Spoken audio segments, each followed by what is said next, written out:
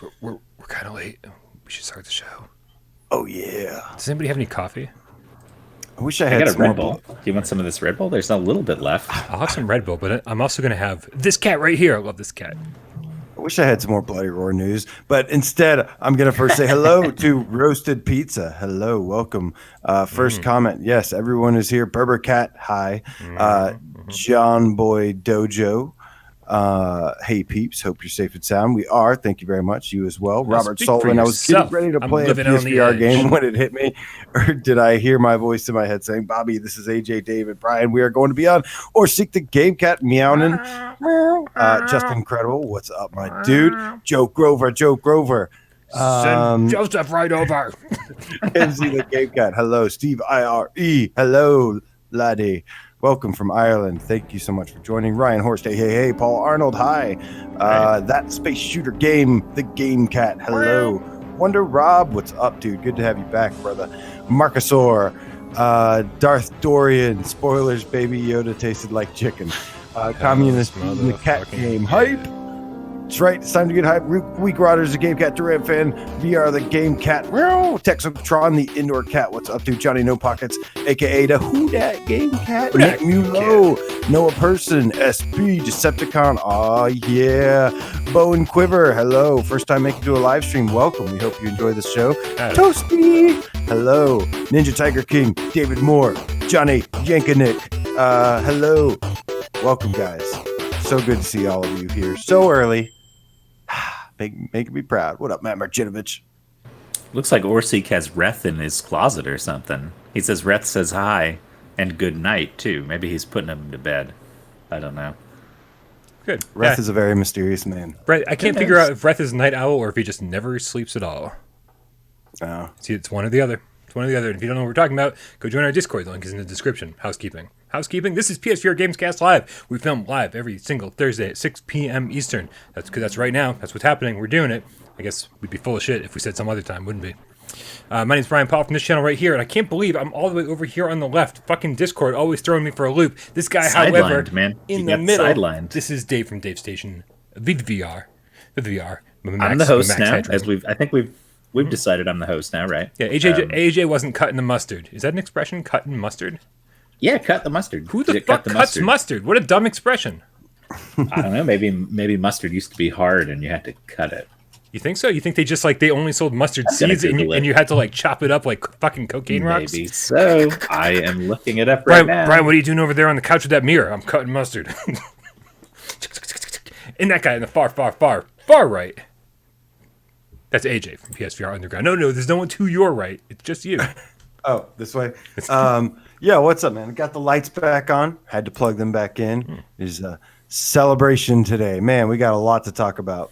Good stuff going on. Oh, my God. I'm sorry. I have to interject real quick. Interject Dictionary.com says, where does the phrase cut the mustard come from? Oh, no. And they use it in a sentence. And they say, for instance, Beyonce really cut the mustard in her new song. Thanks, Dictionary.com. Very irrelevant. That's like, hello, how do you do, fellow kids, or whatever, I'm pretty sure no one on the face of the planet has ever said that. Ever. Yeah, maybe if your grandma liked Beyonce for some reason, she might offhandedly mention that. But I don't think anyone's ever spoken that phrase aloud. Never. Man, we got people from all around the world joining us. So good to see you, man. Martin McFly, a big hug from Italy. Big hug to you back. Big social distance hug to Marty McFly. Tell Doc I said what up. TGK2K says good evening all from Bristol, UK. So good to have you guys, man. Thank you so much for joining us. Sweet. I hope everybody on the other side of the world, where it's dark and stuff. Hope you're all drunk. Man, probably don't have to job to go to right now, right? You're just kicking back. You're like, well, I might as well check the Gamescast out because it's fucking almost midnight and I got shit to do tomorrow. I hope you're all drunk. Right? Jeez, you're gonna make me take a shot. Hey, listen, you have responsibilities. These guys, nothing to do. What responsibilities? What's up, Triangulator? I'm sitting here on a camera. I'm just gonna keep saying hello while these for another hour. Go on forever. SB says, I like the cut of that Beyonce's jib. Yeah, right. John Boy Dojo says AJ spot on with the werewolf comments for Resident Evil. That was totally a joke. There was already a rumor about Resident Evil, but we have some more Resident Evil rumors to get in today. But today, Brian, how are we going to start the show? The way we begin every show with a little game of should we or shouldn't we? We're going to put 60 seconds up on the clock up on the counter the way Jeremy likes it. And it's our chance up here to tell you down there. It's your time down there to talk about this, things that we love, things about that we've been doing, things that we've been playing, things that we've been watching, things we've been listening to. And then we're going to give 60 seconds, man. It might not be PSVR related. Spoilers. Probably not going to be PSVR related. So if you're tuning in for PSVR stuff, come back in like 3 minutes. Yeah, only takes 60 seconds. He's also want to give a big shout out to our brand new mod, Guyson. Fist bump to you. Thanks for joining the moderator group, man. He's the great dude, very supportive of all the PSVR community. Everybody. He leaves no PSVR behind. What's up, Guyson? PSVR? I don't know. What's the plural for that? I don't know. PSVRs. No game cat behind. Ooh, much better. Much better. No game cat behind. There you go. All right. Who wants to go first? Should we or shouldn't we? 60 seconds. Clock up on the clock. Clock from counter. Counter up on the clock. I know Dave and I both really want to go first. If you slow that, if you play that back. I have a different one because I know what you're going to do. So sweet. Okay. I'll be happy to go first. You would go with the thing that everybody knows you're going to say. So. Yep. I got to get this off my chest, man. This is the first non-VR should we, shouldn't we, I will probably ever do. Also, just want to say, if you play that back slowly and repeat what I said, you probably hear me say cock up on the counter. I'm not really sure how that all went down. But cock up on the counter? Cock up on the counter.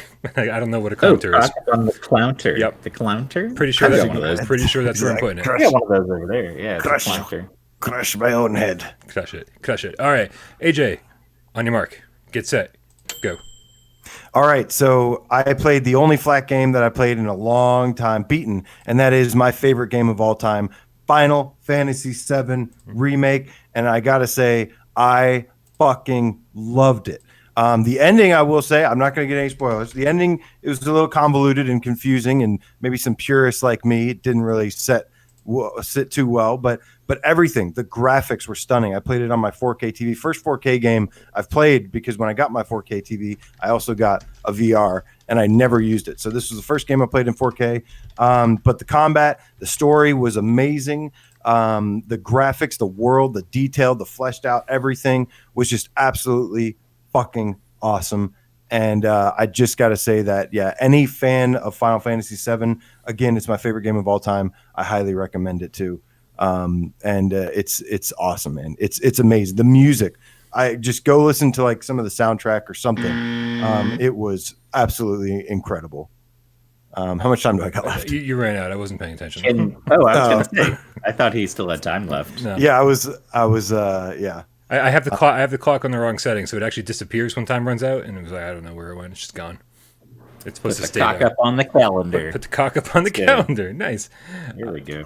All right. So Final Fantasy VII. That's a definite. Should we? Huh? Definite. Should we? Just if there was one flat game that you had to play, it would be Final Fantasy VII Remake. Amazing. Only game very that good. I played flat and forever. Very, very good. Dave, how far are you into this game? I am a little over 20 hours in. I'm on chapter 12, I think, out of like 17. Okay. So I'm getting there. Are you in agreement? Amazing game. I really like it. I'm surprised occasionally, very occasionally, by rough edges, but only because everything else is so well put together and beautiful looking. Gotcha. Like the minor stuff, like Cloud's animation walking upstairs looks stupid. He's not even touching the stairs. He's like sliding up. It's not a perfect game, but I would still, personal rating is still a 10 out of 10 for me. Yeah, I mean, those are nitpicks. That's what I'm saying. Like, it's because everything else is so polished that it stands out when something is a little rough or a little weird. Because it feels like it could have taken maybe another month or two in the oven before it came out, honestly. Okay. The texture pop-in is really terrible, too. Like, you'll run up to a bar. AJ, I'm not trying to shit on the game. I'm just throwing out my couple. Stop it, Dave. I know you're getting upset. It's fine. No, I'm really not. Yeah, no, like the textures, I hope they patch this up, because like you'll walk up to a building and say there's like a sign out front of a bar. It's just a messy blur for the first second or two, and then it pops in and you see that it's like a real texture. So that, I don't know, there's certain things that didn't seem to get all the way finished. Yeah. Well, I think you the guys are textures talking to is someone the who big spent thing. the last 12 hours playing Disaster Report 4, so Oh god, everything yeah, looks no, amazing it would by probably comparison. seem like the Yeah. best game Yeah. ever if you just played Disaster Report. Right? Yeah. Can you imagine? Like that's the only flat game I've played in like 2 or 3 years. It's like if that's my frame of reference, I think all flat games must be terrible. I got to tell you, I would love to have. There is a VR reference in this game as well, which fucking hit home for me. Yeah. And I would love to see the Gold Saucer games, like the motorcycle game, the snowboarding, of course. I would love to see Square Enix do a VR Gold Saucer expansion, just standalone of these mini games in VR. Would be amazing. Submarine, all sorts of stuff. But makes me want to really play a game with a sword now. I've been playing a lot of Beat Saber, but I want something with like a Buster Sword. So I have a game that we're going to talk about later that has me really excited because after playing Final Fantasy VII, it's like I need this game in my life right now. So definitely going to get on that. David, on your mark, Oh yeah. get set, Oh, okay. All right. go. Okay, so this is going to be a little weird because I haven't actually watched it yet, but I'm still going to recommend it. So there is a show on FX called What We Do in the Shadows. One of my favorite recent shows. It's That fucking movie, hilarious. that movie is hilarious. Yeah. So if you liked the movie, it's just imagine a series you can binge watch of the movie. The same thing, different characters, but like the tone and the style is 100%. And they expand on it in a bunch of fun ways. So I really loved season 1. I actually bought the whole thing on Amazon just so I could like watch it at people's houses and show it to people who didn't have, Hulu or whatever.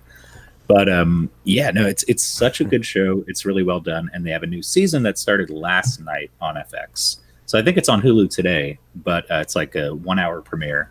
I just think it's a great show, and I wanted to give them a shout out if people haven't seen it. I think a lot of people in here would be up their alley. 3, So yeah, 1. Good recommendation. Glad to in hear the that. shadows, baby.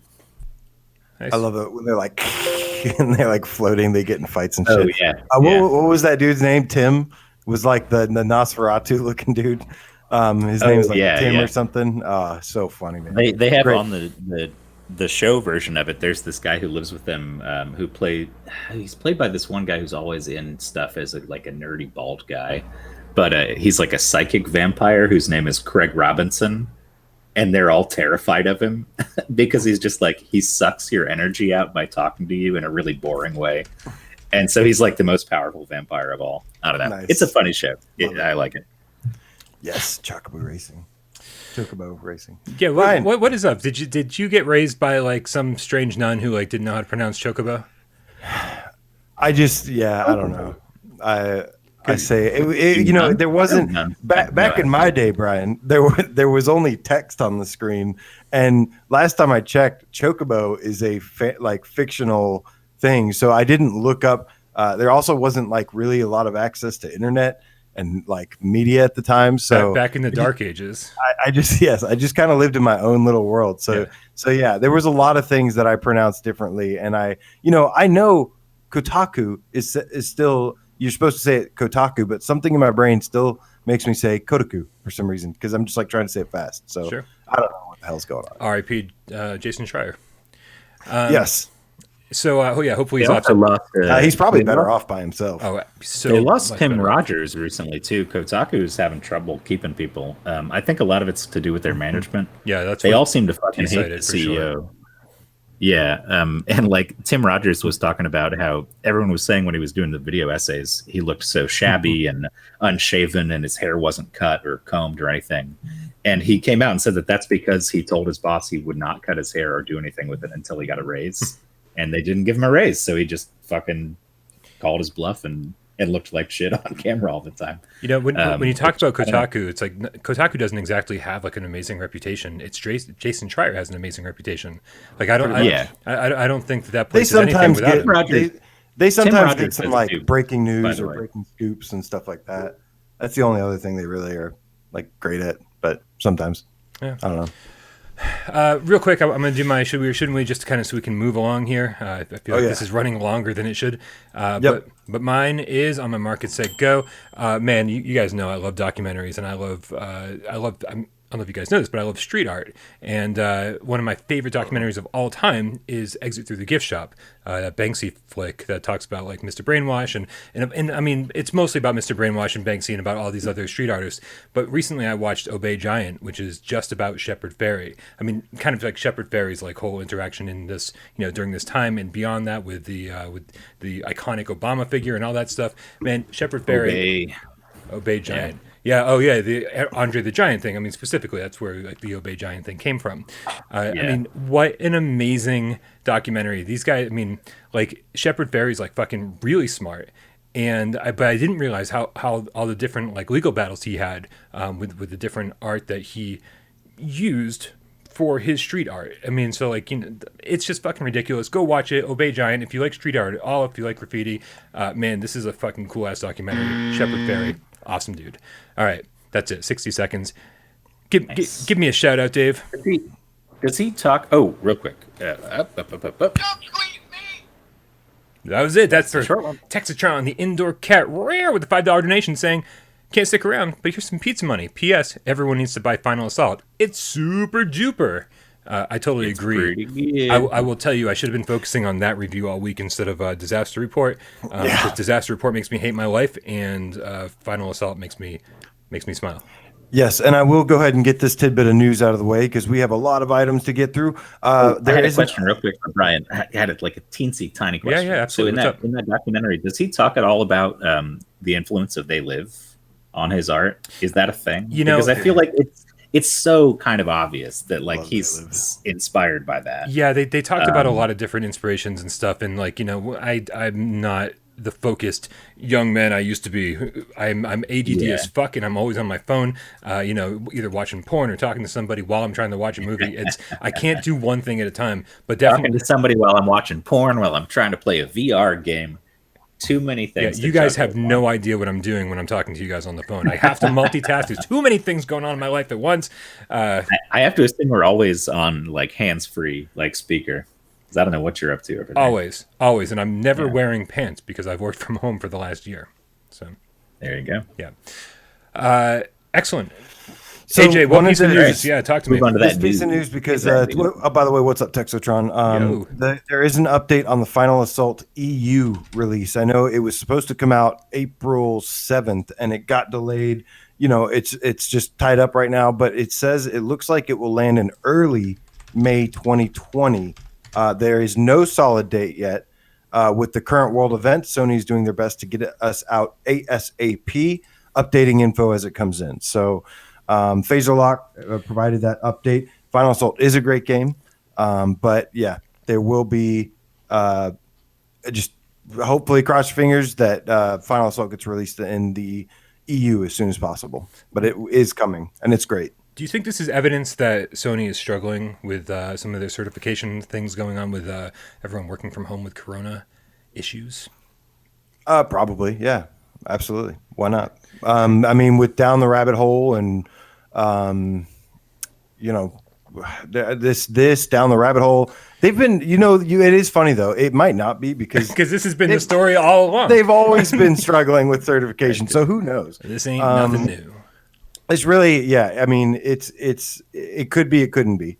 Should we or shouldn't we?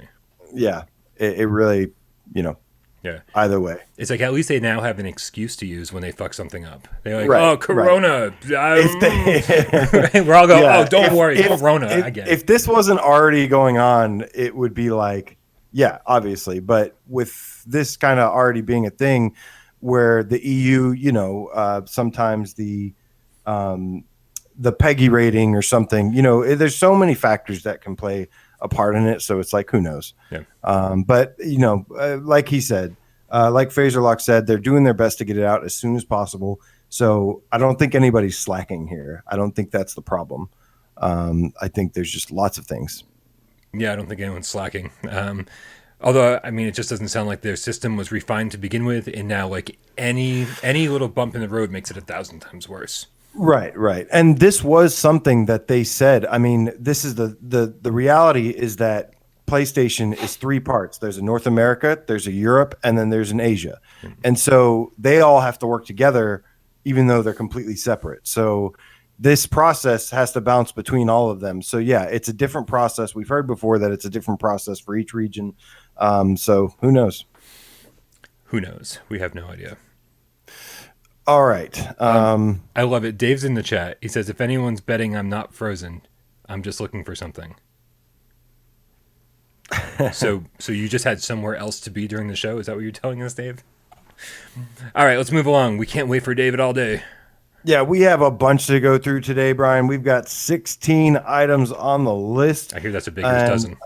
No, it's not. Yep. And we're going to start by getting this PS5.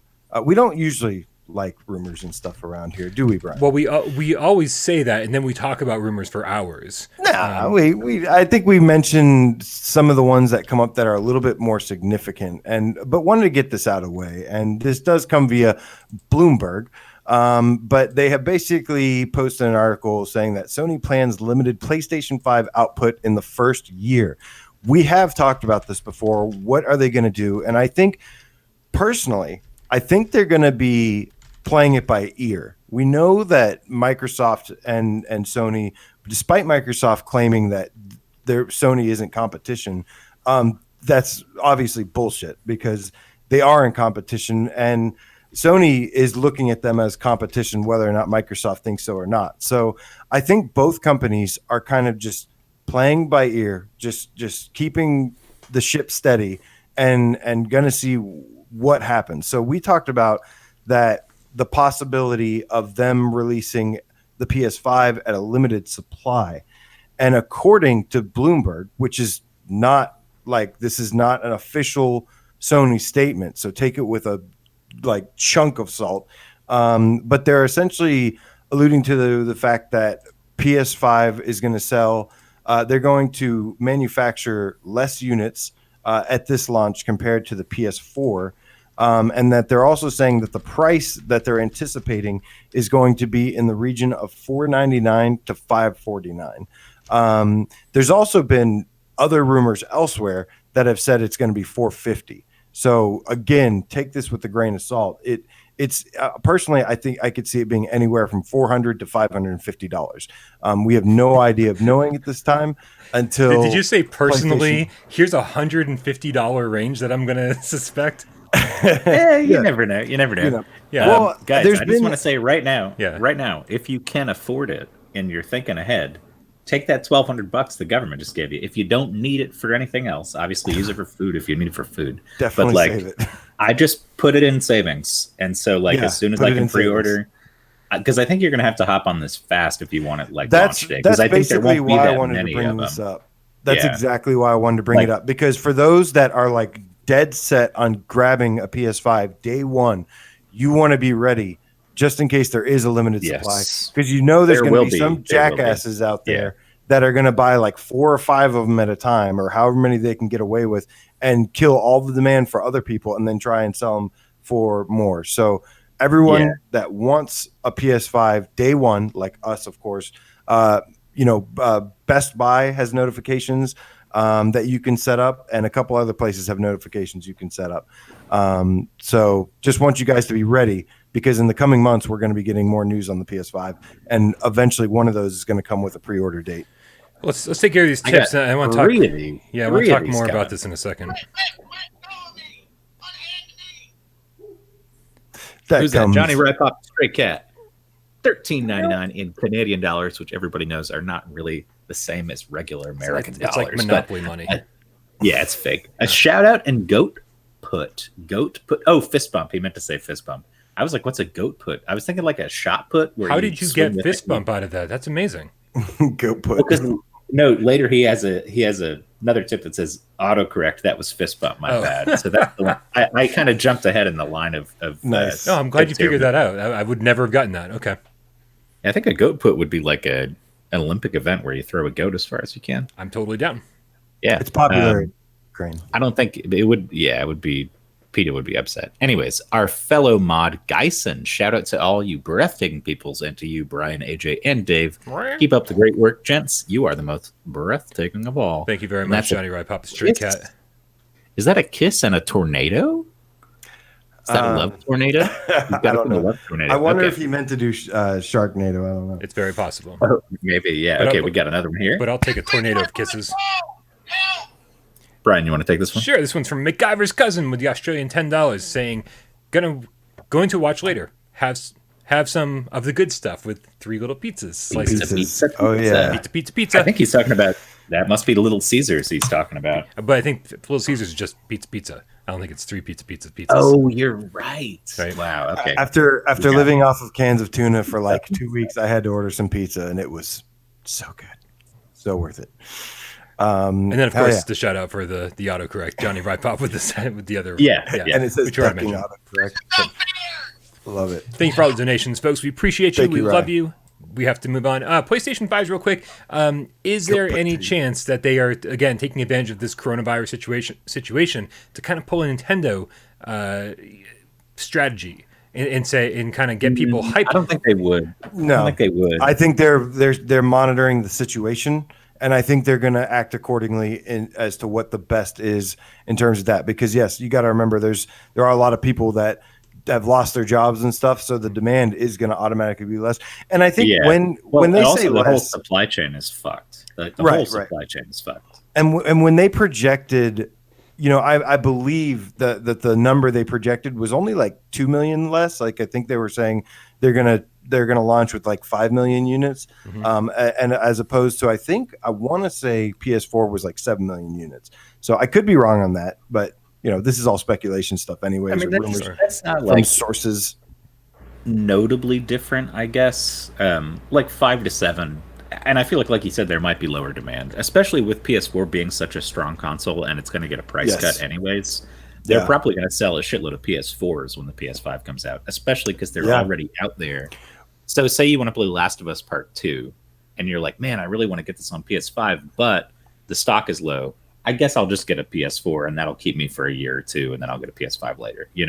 I think that'll happen. So Nintendo goes out of their way to ensure that that's the case, Right. and I don't think Sony would do that. I don't think they would.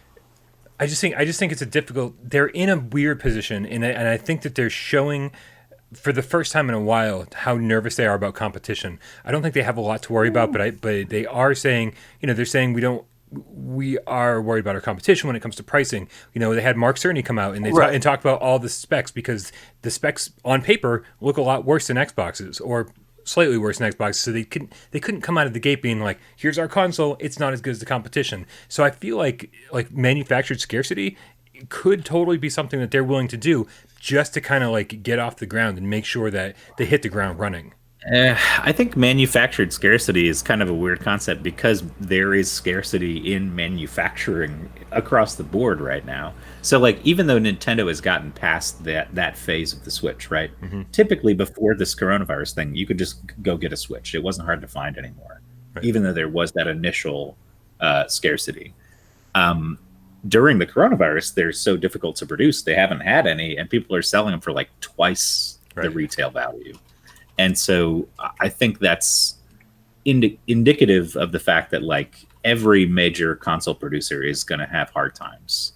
And so even the people who are so into manufactured scarcity aren't doing that. They're forced in a position where it's scarce.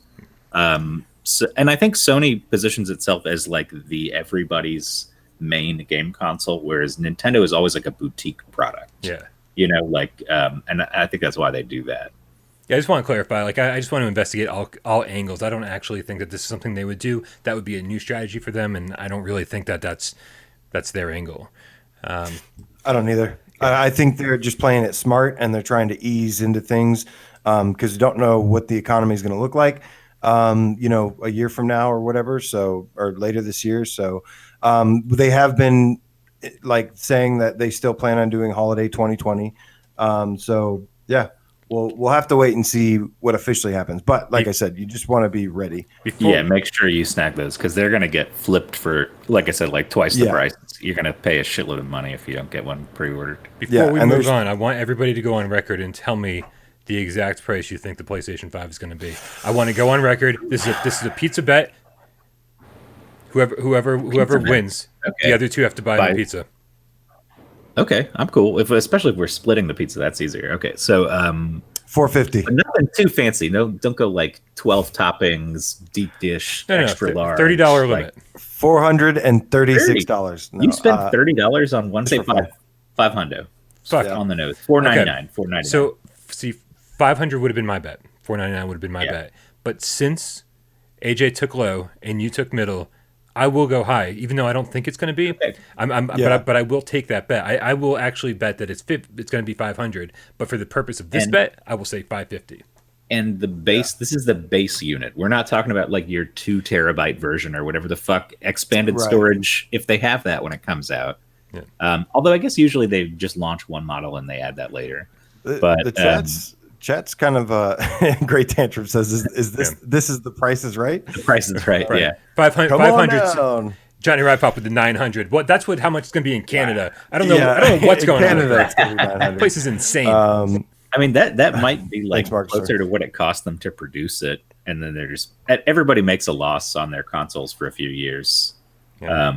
Selling games, just to make up for it. So yeah, and if there is 2 models at launch, people, we're talking as if it's going to like have the Xbox model.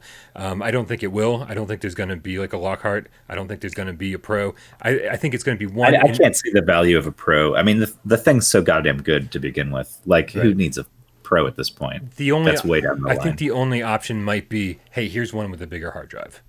Yeah, that was the only thing I could think of. Yeah. Well, they did say that there's going to be. They've already addressed the hard drive thing.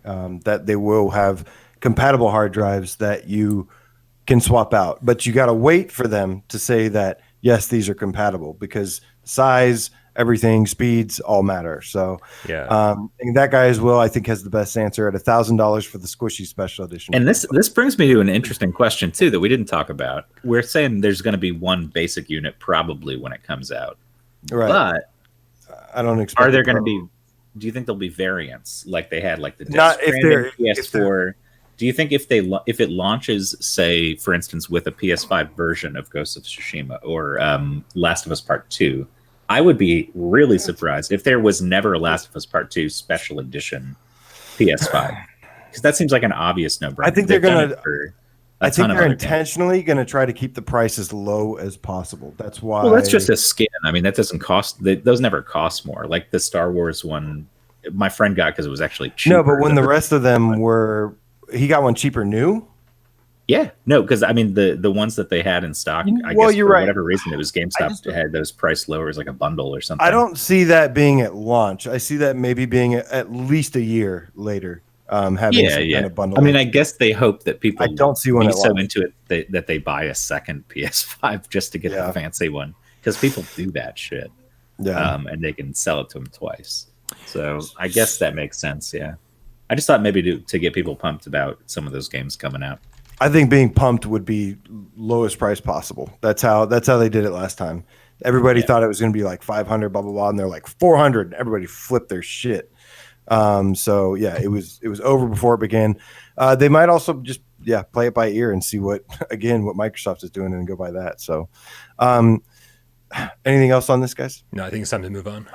Okay, so there are 2 patents. This is all the rumors and bullshit that we want to get out of the way. Actually, we do have one more rumor later, but there are 2 patents that they actually recently filed. One was a patent that helps Sony. It makes it look like that they are planning to have some kind of live events support for VR. As you know, most people can't. Live events are probably the things that are most affected right now. Like those, because that's just a big no-no, like getting a bunch of people together.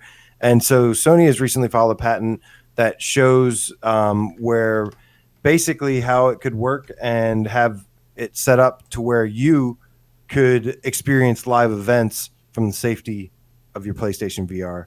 And personally, I mean, I think this is awesome, but I would like to see this with more like, I think the biggest thing I'm waiting for is big screen VR. That's something big screen is going to be awesome. We know they've been working with Sony through certification, through probably different like licensing things and this and that.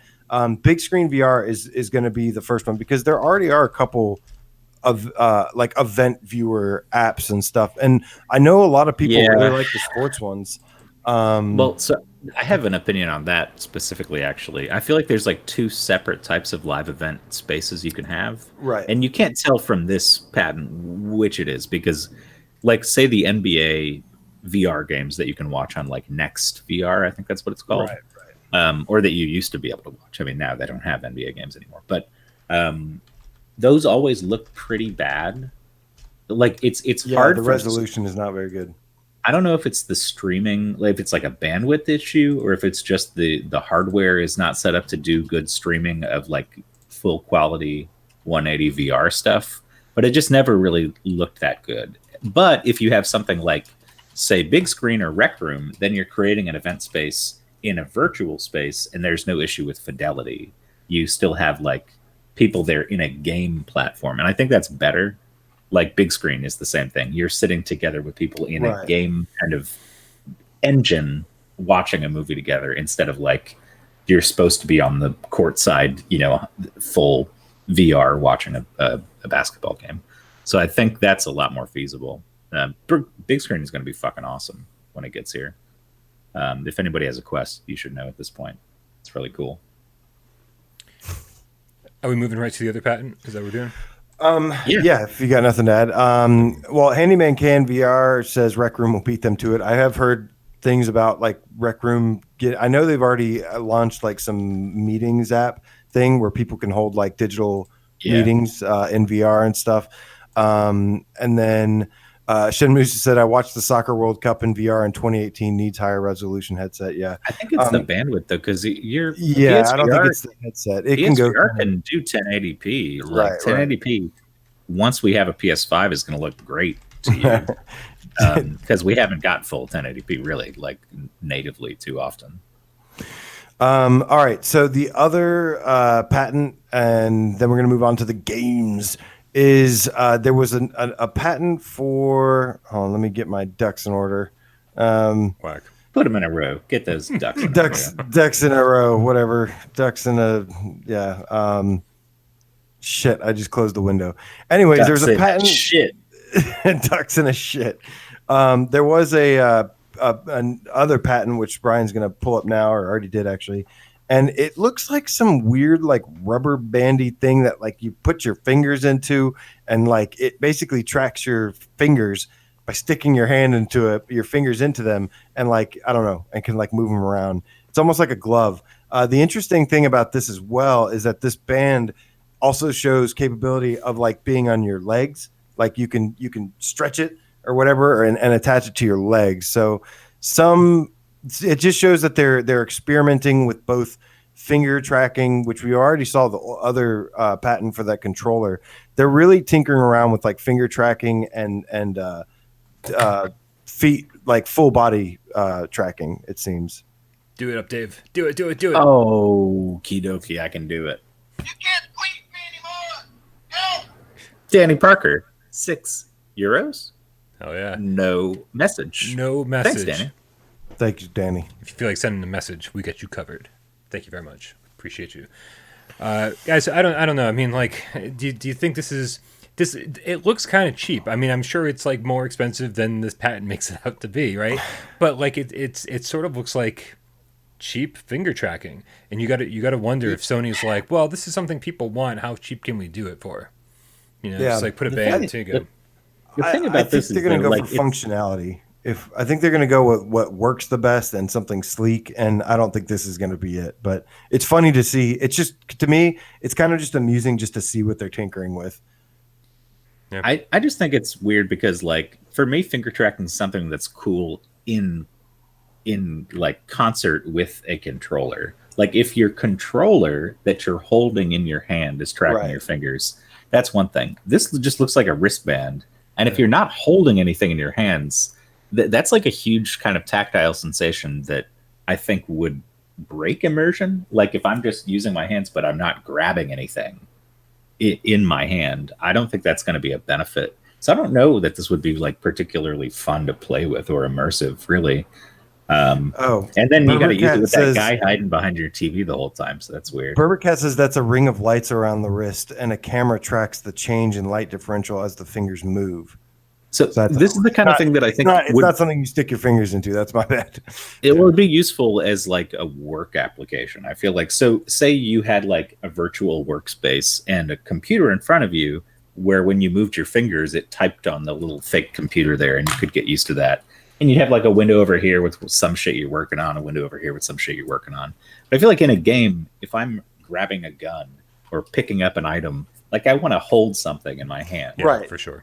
Got to have that feeling of something, some weight to it. That's like how you get that more immersion out of it. Like imagine playing Beat Saber just literally by waving your arms around without holding anything. It would be so fucking stupid. Nobody would like it. Like, I don't know. All right. That is it for the latest on what we're hearing about PS5 and the latest on PSVR patents.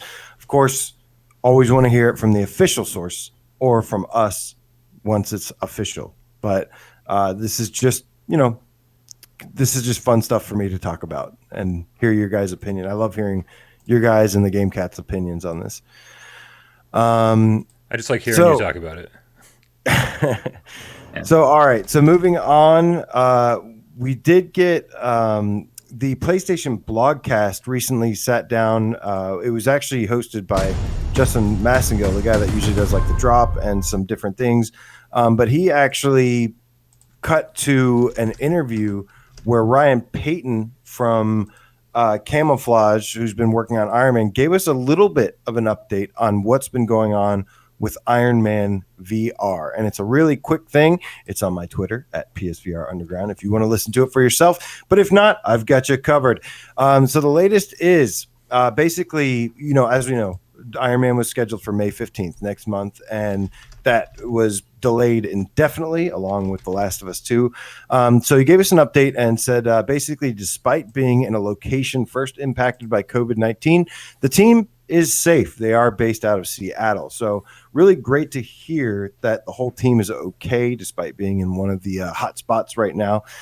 They said that the game is almost finished, that they basically have been just like getting rid of some bugs and some tweaking a little bit of like the difficulty of the AI, things like that. But the game is almost finished. I mean, they were literally, the game was planned to be next month. So you have to imagine that they were just doing some final tweaks to it and it was good to go.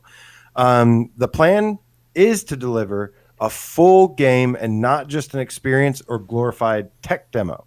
I just want to reiterate this because they have said that before, but that was a promise that they made. And they said, yes, this is a full game and not just like some, quick experience thing. It's going to be longer than Resident Evil 3 Remake. We know that much. So it's longer than 6 hours? I think so, yeah. I mean, you can beat Resident Evil Remake in 90 minutes, actually. You can beat a lot of games in 90 minutes. But I don't think anyone's Miles Dyer. Yeah. Miles Dyer did it like the on his first time he played through. Yeah, no, not his first time. It took him 3 hours his first time, and then he went back and did it in like 90 minutes. Yeah. Oh, thanks, Juice Man. He says, "Congrats on 1K Twitter followers." I did just hit 1,000 Twitter followers. Woo! Yeah, awesome stuff, man. So excited. I was very surprised to see that Shuhei Yoshida himself, Master Shuhei, we are not worthy, liked it as well, and I was like, wow, that's Shuhei can just look at me and I'll be like, ha, like. I don't know. I have so much respect for that guy. We wouldn't all be here without him and his dreams of pushing innovation forward with PSVR. I was like, we wouldn't be here without Shuhei. I was like, Shuhei, are you my daddy? Shuhei is your dad, bro. Right. Sorry, actual dad. Apparently, I've got a small Japanese man as my father. I had no idea. So we did. Suddenly, way more attracted to myself. That would explain why your family likes playing Hot Shots Golf so much. This is actually very true. My whole family does sit around and play Hot Shots Golf. Yeah. So good.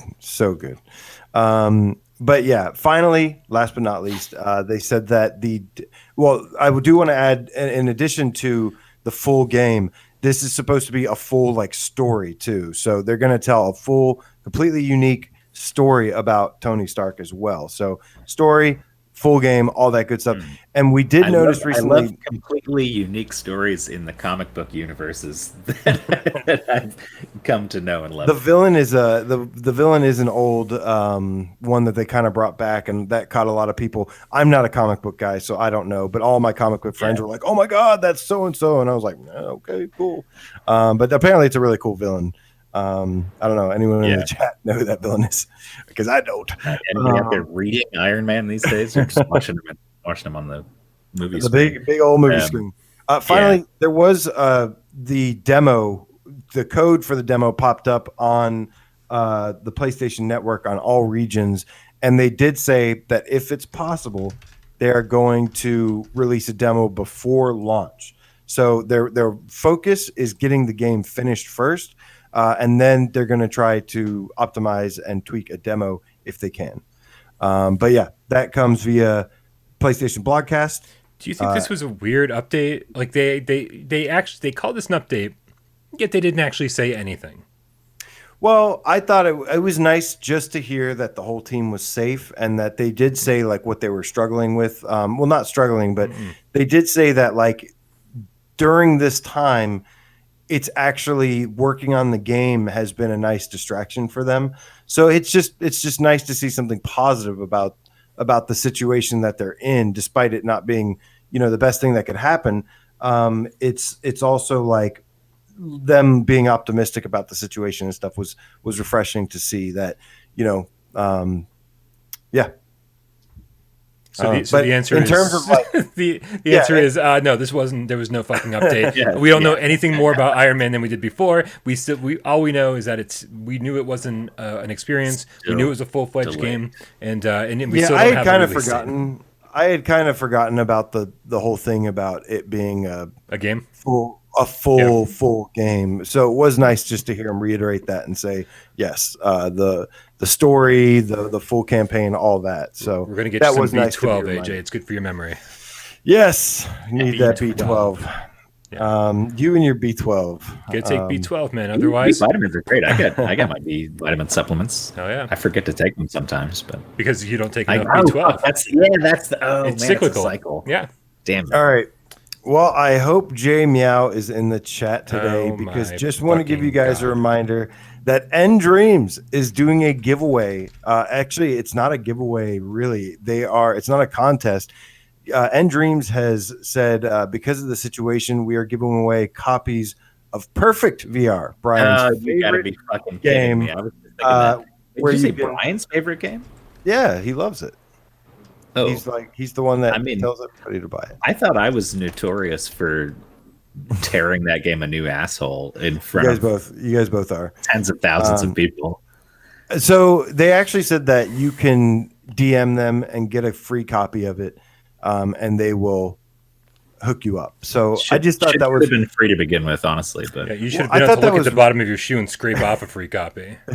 Yeah, right. I thought that was a really, really nice gesture from them, and I was actually nice, but just like give us Shooty Fruity or like a give us Bloody Zombies, something if we can play. Yeah, you guys are definitely real gamers. I can respect that.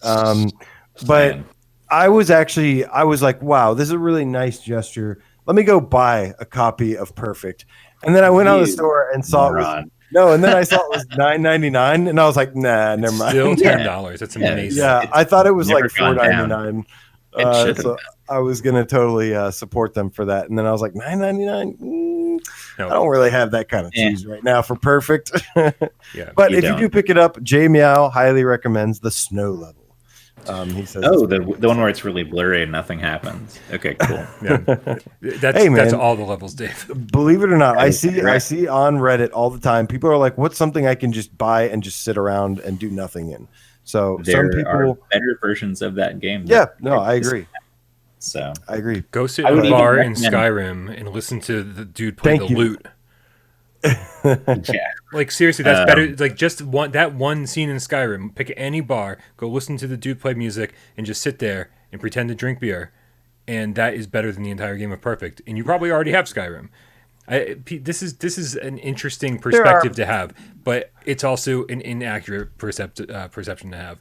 Like there's nothing to do in Perfect. You can't I even like Mind Labyrinth No, it's better not. than I like way better. Ooh, Way better. Wow, really? Yeah, Zing, gotcha. Well, Zing, Gotcha. I love Oh, you Zing. weren't actually No, saying not Zing. Zing. I know, I know. That was a Zing. I just want to. But Zing is also better for the exact same reason. I still thought this was of course, Zing is way better. But okay, so anyways, another Twitter update. Denny Unger, sorry, at Denny Cloudhead Games. What do you guys know Cloudhead for? That's Curse of the Emberstone. Wait, what? Curse of the Emberstone. Is that an old game that only you know about? No, it was supposed to come to PlayStation He doesn't VR. even know what It Ski Free is. That still bothers me. was like a point-and-click adventure Pistol game. Pistol Whip. Yeah. I got it. Yeah, Pistol Whip. What do I Oh, I thought we were doing only wrong answers. Yeah, Oh, no. no. So actually, one of our own game cats, basically, Denny Unger, who is the CEO and creative director at Cloudhead Games, developers of Pistol Whip, says, "Hey, Cabin Fever getting you down. How about some free Pistol Whip?" And he's giving out some codes for like Oculus and other things. And Sanador, our own Barry Game Cat, said, "Day one purchase for me on PSVR," and then he followed up and said, "Official news soon." Yeah. So Awesome. Yeah. I know this is another thing. Love this game. Probably It's very take good. it with a grain of salt because we don't know what's going to happen. But from what they're saying, Brian, they also responded to you with the same thing, didn't they? Yeah, Justin Labnuts responded to my National Horny Day post on Twitter. Which can you guys believe it's fucking National Horny Day? What is Horny Day? I've No, never it's heard of exactly Horny what Day. you think it is. Wait, but we're all in quarantine. Which That's mean- not helpful. Well- Cancel the day. Just cancel the day. Yeah. Like we're already horny every day in fucking quarantine. I got to tell you. Well, that's like I've having been National single Pizza for a Day. long time Every day's before- Pizza Day. I was single for a long time before quarantine, Here we but go. honestly, I'm getting to the point where I'm fantasizing about just like holding someone's hand or like touching a person, like Snuggling. kissing. Seems like the craziest, Oh, like most man. desired, because I'm like, I can't even see people or touch them for the foreseeable future. Yeah. You know, it just like fucking sucks, man. I miss think snuggling everybody's- so much. Yeah. Yeah, I'm not the snuggling type. Ooh, Perfected Insanity has a good tidbit here in the chat too. They say catch and release is greater than any relaxation experience. Yeah, it's So only, yeah, and only true. 20 Probably bucks, true. man. Only 20 I think bucks. that's probably That's true. true. Although I would maybe, yeah. I mean, that is the ultimate like outdoors chill kind of thing. Tetris Effect has also been very relaxing for me lately. And I think that's on sale Oh yeah, currently, it's right? Is that true? meditative. Definitely meditative. Yeah. It's a good game. Something about Tetris Effect just has its fucking hooks in me, and I've been really It gets you enjoying in that lately. like flow state. It's very positive. Yeah, it's Yeah. like it's and the music is really good, which also really helps. Oh, But I'm trying to understand the chat here real quick. Mhm. Dan Kiefer says, "Oh no, Dave is one of those." Don't try to I'm understand the curious what that chat. means. Snorgy, I don't know what that means. I don't know. Snorgy, Duran I Fan won't. VR. I won't bother. Remember how I said I always listen to Duran Fan VR? Wait, what is it? Wait, what is he implying? I don't even know that you're like He's just saying Snorgies, like Snorgy. You know, it's safer. Snorgies. Snorgies. Snorgies are better than snuggling. Is basically what he's saying. Well, Like, Snorgies is a bunch of people snuggling, so I don't think that's safer at all. No, who knows? But anyways, Pistol Whip game we're all really excited for, and as Just Incredible VR points out, they just dropped another free song today. So as expected, it seems like they released it originally on PC. They've been adding to it, and then eventually it's going to come to us with the full package most likely, and then they'll probably continue the updates after that because they've been at the Sony headquarters. They dropped by there back in like December. Can you not use terms like full package on National Horny Day? Did I say full package? You did indeed. But yeah, really, really excited for this game, and just another great rhythm game. This one might give Beat Saber a run for its money. Be interesting to see. Yeah, I think for different types of people. So, like the people who didn't click with Audica because it felt too detached, because like you're shooting versus slicing, I like and that's not as much of like a tactile thing. So, like Audica, I think nobody was like as immediately excited about. Right. You know, viscerally excited. We've about. shot lots of guns in VR. Like we were like, okay, But- show me. Yeah. Pistol Whip does, for some reason, does it very well. Like you feel like you are playing a rhythm game, and you're like, there's a clear action reaction that's like a lot stronger feedback than Audica. So I think people are gonna fucking love this game. Honestly, I was like not sold on it till I played it, and I think I've said here before. As soon as I played it, I was like, this game is really good. It's very well made, and it's just fun. Gives you a workout. It's probably more of a workout than Beat Saber, just because you're like doing squats the whole time. I'm reading some of the chat. John Boy Dojo says, "Guys, what's the Final Fantasy fishing game like?" Short answer. Yeah, I saw that. If you're on an OG, right. It's blurry as fuck, and if you're on the Pro, it looks nice, but it's still not a very good fishing game. The interface on that is just so fucking messy, man. It doesn't make any sense. Yeah, I mean, if you want the Final Fantasy game, nostalgia part was kind of cool. Like it was cool catching a cactuar from the lake and stuff. Like if you know a lot of Final Fantasy stuff, then there is like some nostalgia things there.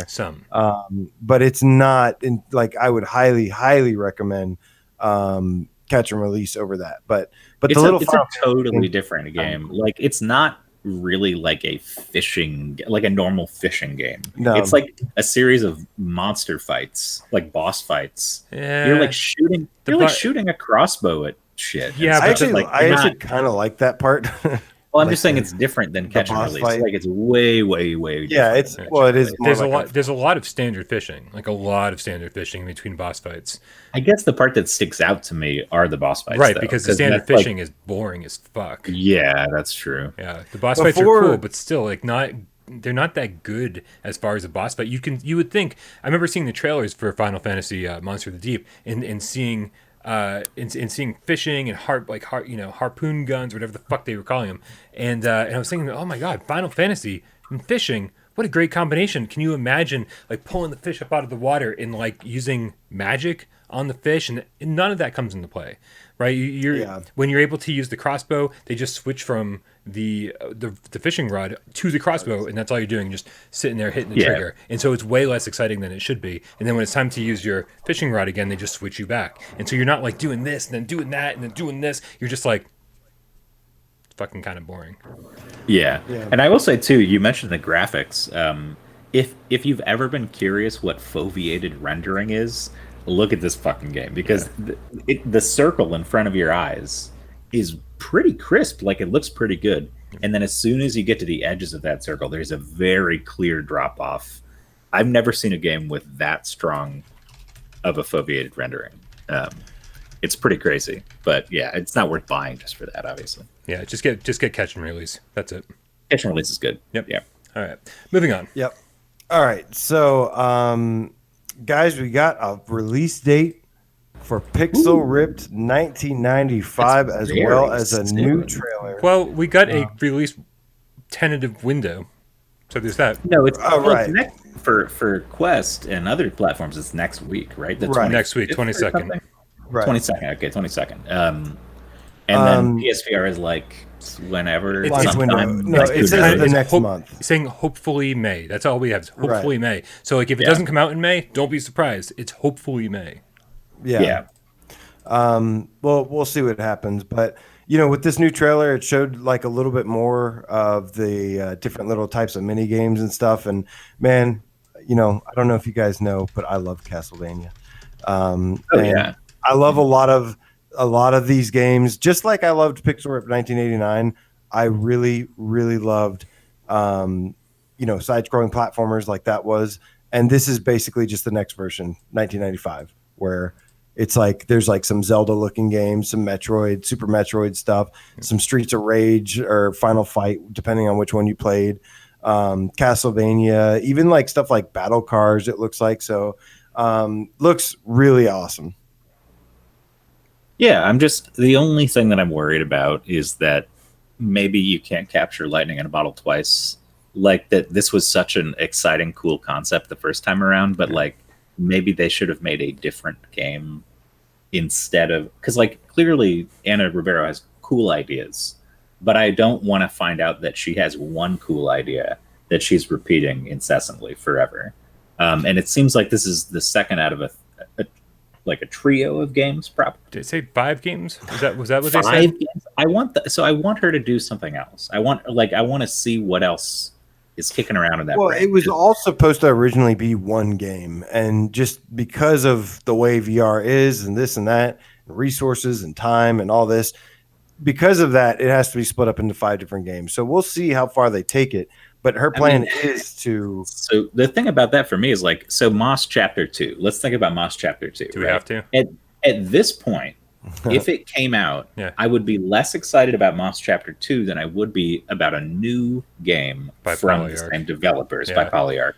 So I don't know what the excitement's going to be for Moss Chapter 2. And that's kind of how I feel for Pixel Ripped. Like, there's hype, but I just hope it's good still, really good, and like worthy, not just because it's still a cool idea that we're going through again, you know. I mean I really enjoyed it, so I don't know. I really enjoyed it too, but I'm with Dave. I'm really hoping that they've advanced the formula. To me, the variety comes from the different types of little games and stuff. Of course, we'll have to see. I mean, I'd imagine it's going to be pretty different, but you know, the first game, it's not like you were in that classroom the entire time. There was levels with like shit flying around that you were shooting. And you know, there was levels that popped out at you and stuff. And, you know, I don't know why you guys think that there's going to be something like super drastically different here. Well, that's what I'm saying. I'm worried about, like that. If only I had some inside information that I could share with you. Unfortunately, I'm not going to share it with you because I want people to be surprised. Okay. Yeah.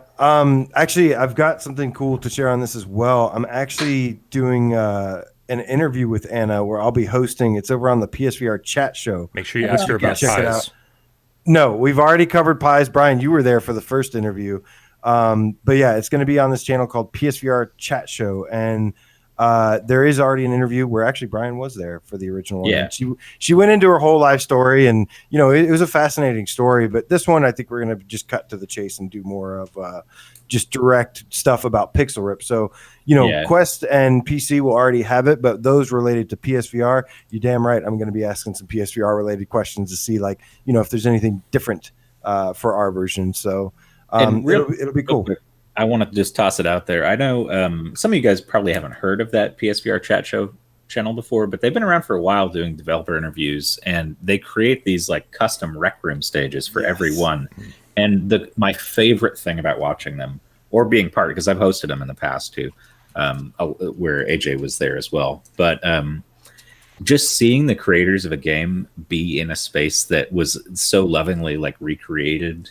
They have the highest, the most talented rec room creators for sure that replicate these games. Just that reaction is priceless. Like when you see the people who made Evasion or something, it's like not the greatest example, but like in a stage designed to look like and feel like Evasion, then they're telling people at their office, like, hey, come look at this shit. This is crazy. Like, I'm doing an interview, but come see this, you know, which is a really cool feeling. Like, they do a lot of good work over there, and they don't have enough subs.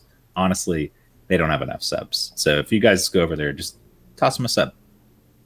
It's cool. Our friend Jason runs that, and he's doing a great job. Yeah, we'll be doing that Saturday, and then the video will drop sometime around the PC launch. So that'll be cool. Yeah, and I'll be checking out I've got a key for Quest already, so I'll be playing that this week, and then by next week's show. Wait, hold on, stop. You have a Quest code for Pixel Ripped? Yes.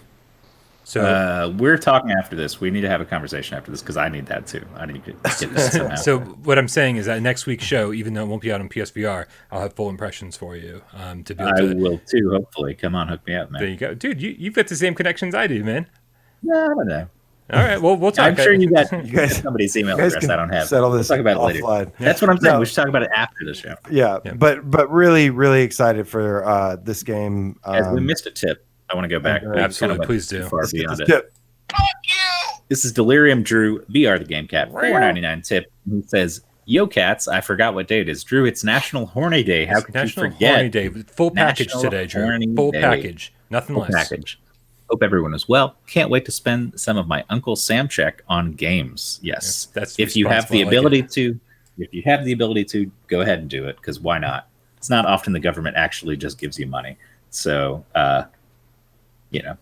or donate some. I feel like you should be donating to like food banks and shit. But if you can afford it, but buy video games too. Do that. No, all right, what do we got next? Did you seriously?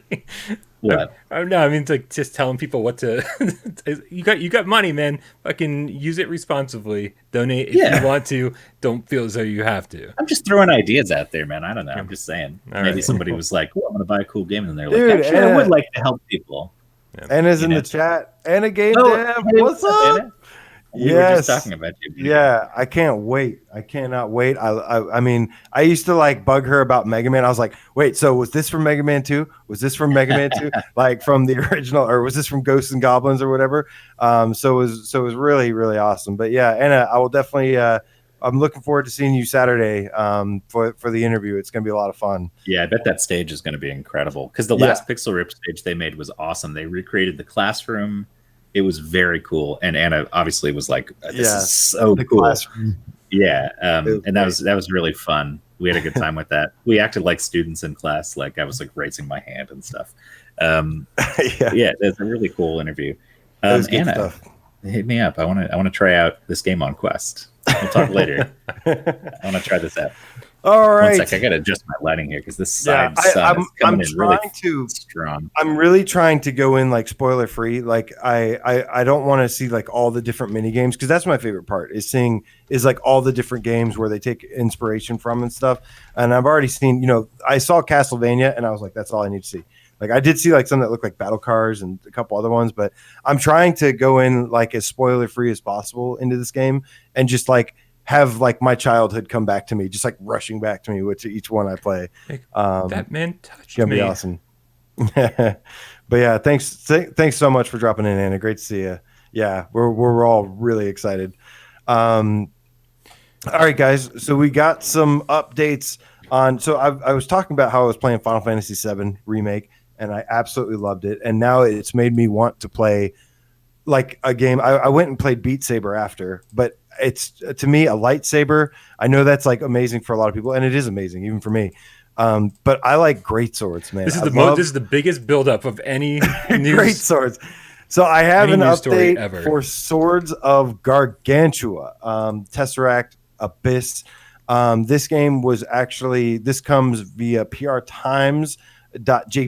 This is a website run by one of the marketing guys there, and I believe maybe even like the CEO. Let me get his name here so I can call him out. His name is oh god, it's in Japanese. I can't read it. Kiyoshi Shin, Kiyoshi_Shin, and he is the CSO strategy of Yomuneko.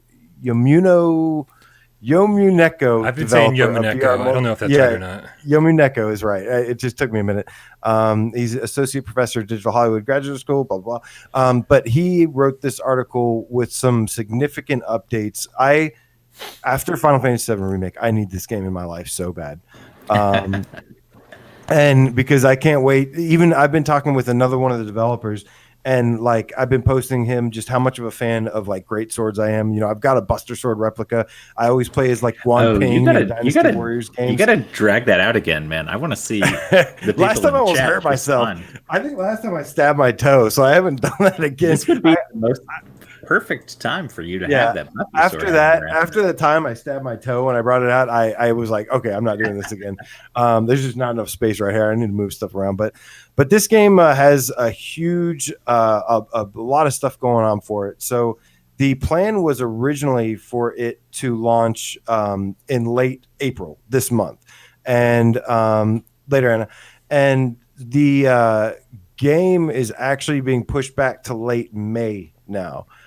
So it's going to be coming out most likely. I mean, of course, we want to get an official release date, but they're saying that it was originally supposed to be late April, and now it's coming to PSVR late May.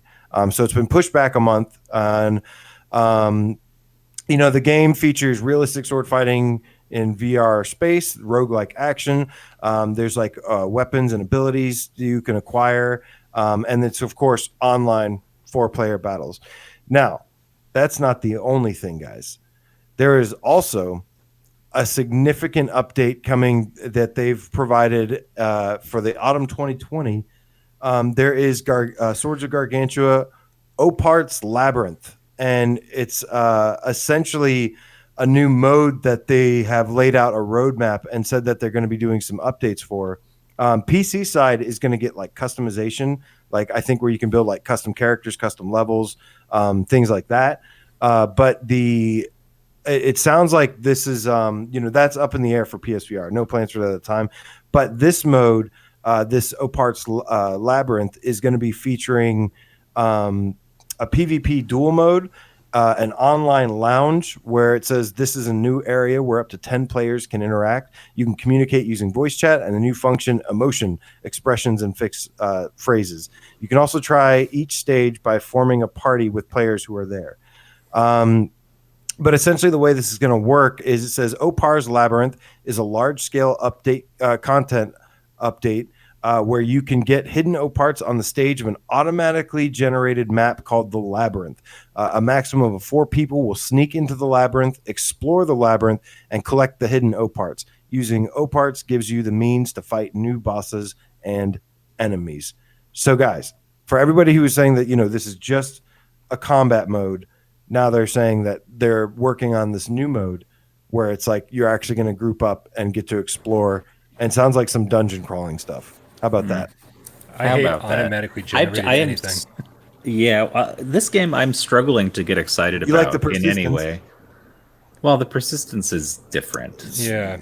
It's automatically generated levels, like You level know design. that's not one size fits all. All are created equal. Like Right. a roguelike is not the same as any other roguelike. Some have better procedural generation. The Right. persistence is just here. Everything that's going to be on that floor is still exactly on that floor. It's just laid out somewhat differently. Just procedurally generation. For me, it always reeks of laziness to me.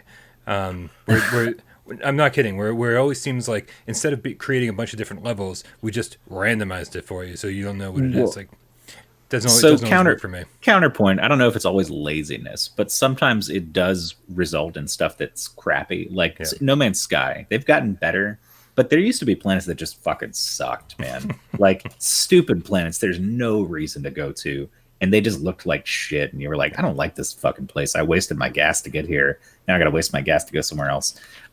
So there are times when that runs you into issues. But like you said, with persistence, it's within a certain range of variables, and it's always good. Right. So and with roguelites, I mean, like in general, I understand the point of procedural generation. Like my favorite game, as who said Marcus Sor in the chat, said Spelunky. And Spelunky is probably my favorite game of all time. And Matthew mentioned Dead Cells. That game is incredible. I love Dead Cells. I played the shit out of that game. See, Matthew, I'm not wrong. I'm just giving you an alternate perspective. You're wrong. No, I'm kidding. Right. It's just there's I've played too many games where procedural generation is used in a horrible way.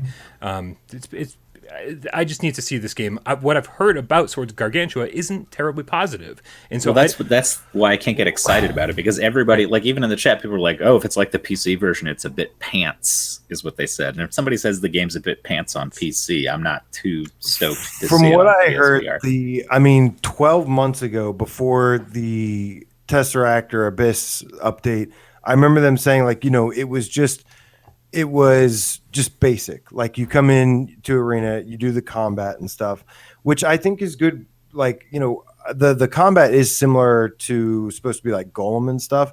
The problem they said was that it gets stale kind of fast. So I like the idea of this already having the combat and everything down. And then eventually, the roadmap, like they said, to expand to more exploration kind of things. I really need something like this right now, and I'm so excited for this game. I'm really obviously, I'm crossing my fingers, hoping for the best, that it's something I can really get into. I didn't mean to trigger him. I'm sorry. like, I'm hoping I can get like, great swords and level them up, which is what it seems like. That's basically what I'm going for here. He just wants a big sword. He wants a big ass sword. But they have ones like where it's like there's like 4 swords and shit. I don't know. There's like all this weird stuff, and they did say that they plan on like adding like different types of weapons as well, like bows and magic and stuff too. So yeah, real quick. We'll have to see. Sorry. $20, Joe Grover. Get out of here! This is hard! For Bingo. tickets to National Horny Day. And some pizza. Nice. And for you, Joe, I'm going to take a little swig of this because I guess I'm sorry it's not in your actual shot glass that you gave me because it's being washed. It's over there. I wasn't aware that you had to purchase tickets to National Horny Day. I thought everybody was involved. In this day and age, you don't want to just let everybody in. Yes, thank you, Joe. And you're hitting that one more time for me, right? Absolutely am. Yes. Fuck you! Get out of my And that's house! going to Atmos VR 77. Another 20. Damn, because they're making it rain in here. I'm fortunate to be in a position to give a little back to those spreading joy during these times. Thank you.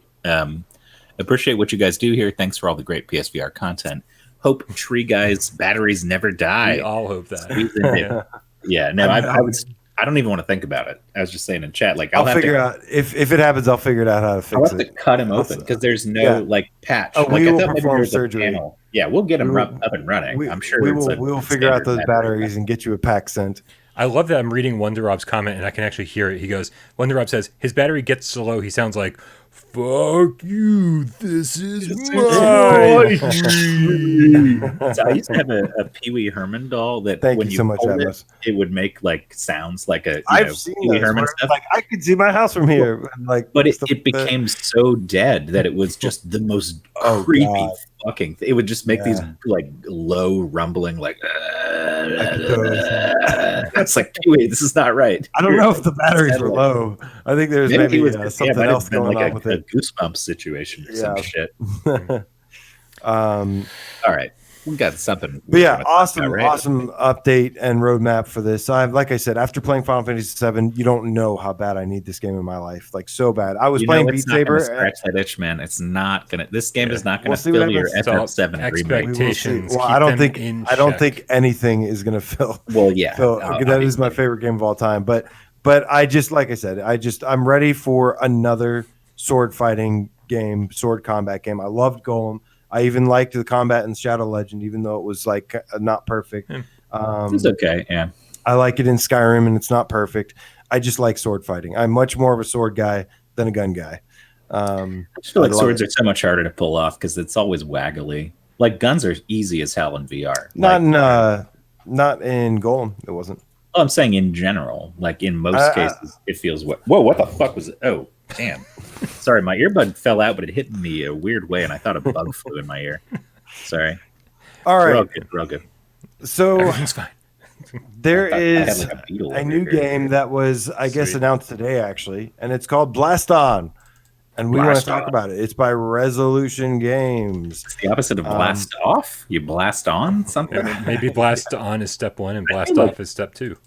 So I feel like there's something a little bit suggestive about that title too, blasting on somebody. So this is confirmed for PlayStation VR. It's actually confirmed for all. It looks like it's all major VR headsets. It's actually not confirmed for any headsets. That's an issue. Seeing them on Twitter, Resolution Games said we don't have confirmation for any headsets. They're not confirming anything. Which I think is probably the dumbest marketing move I've ever seen in my entire life. That is strange because, well, I will tell you that it says on their website. Yeah, but that's not accurate. Contenders waiting to step into their first duel can sign up for the updates here. And it says device types, Oculus Rift, Oculus Quest, PlayStation VR, HTC Vive, Windows Mixed Reality. Right. So it does seem like, people who are like want to get on a mailing list for their specific headset.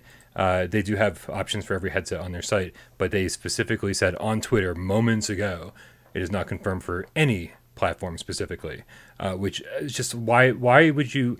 Not everybody has 4 headsets. Why would you try to be like, hey, check out our new game, get excited for our new game, just to say, by the way, a bunch of you aren't going to be able to play our new game. Wait, did they just say that? Did you say that they just said that recently? Yeah. That's weird because there's people tweeting about it with the hashtag PSVR or saying it's coming to PSVR and they're liking it. Is Resolution Resolution isn't saying that. They're just responding it. No, Right. but they're responding Dude, to it. Polish Paul has put out a Gorn release date 7 times. It's like you don't No, he fucking hasn't. don't fucking he did today. No, he didn't. He does. He covers Gorn because he gets harassed about Gorn. Well, So also he gets a shitload of views when he puts Gorn in there. But he doesn't do that. I wish I'm we just could saying, summon Paul don't- the same way we summoned Anna. 'Cause don't we talked trust about the Anna internet. and then she showed up immediately. Paul, where are you at? Post ball. Come defend your videos. All man. I'm saying is don't trust the internet. No, Polish Ball on Twitter. Like actually, he's like May 23rd, and I swear I didn't just make that up. It's like I guarantee you, there's hundreds of people out there that were like, "Oh my god, he just confirmed the date, May 23rd. He didn't make it up." So He maybe I knows something didn't- we don't I know. don't trust the didn't- internet. I didn't see this. I didn't see this tweet from Paul. Yeah, it's okay. I get you covered. I'm don't I'm actually the master of the Twitterverse. I I don't don't know see what you're any- doing over there at PSVR. I don't Underground. see anything on his channel about Gorn May 23rd. Is all I'm saying. But, okay, so check the tweet he put out where he congratulated himself on a lot of subscribers. Okay, it's like in the response to that. All right, so. Oh, okay. Are you fact checking me? I'm like, I'll just sit here all day while you fact check me. God Brian, forbid Brian, I put bring this. up the image of the He tweet. responded Put to the you. tweet on the 'cause screen. You were joking him. No, I think he was just messing with you, right? Yeah, he was. That's what I'm saying. Is don't Yeah. trust. It's like, but how Yeah, many people? That was a direct response to you as a joke, though. That's different. I thought you were saying. and I was literally announcing just it. said how many people out there are not going to get the joke. Yeah, I don't know. Yeah, that's true. I mean, do you think on Reddit that one time when he said that you guys sleep in the same bed, do you think people bought that? We do sleep in the same bed. Yeah, we do that. Oh man, I'm a big Mo. What are you talking about, I don't see post ball. I tried to. Dave? What's your email address? What? What's You want me to say it out loud? Do you not want? Okay. I mean, I'm not going to tell you my All right. personal. I can tell you the one I use for the YouTube shit. Yeah, that works. So the way this game Yeah. works, guys. Well, look, I'll just going put it in by- the Discord. Okay. Look, as of right now, this is we believe this. I believe this to be coming to PlayStation VR because I don't see anything that shows me in the video footage that says why it couldn't be on PSVR. But essentially, it is a 1v1 dueling PvP combat game with high tech, futuristic weaponry, and it looks kind of like it's got this like Blasters of the Universe kind of colors palette.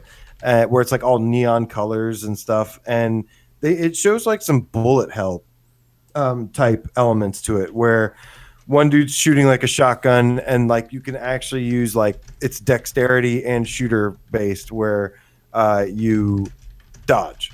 So it's interesting. Yeah. I'm watching the trailer now.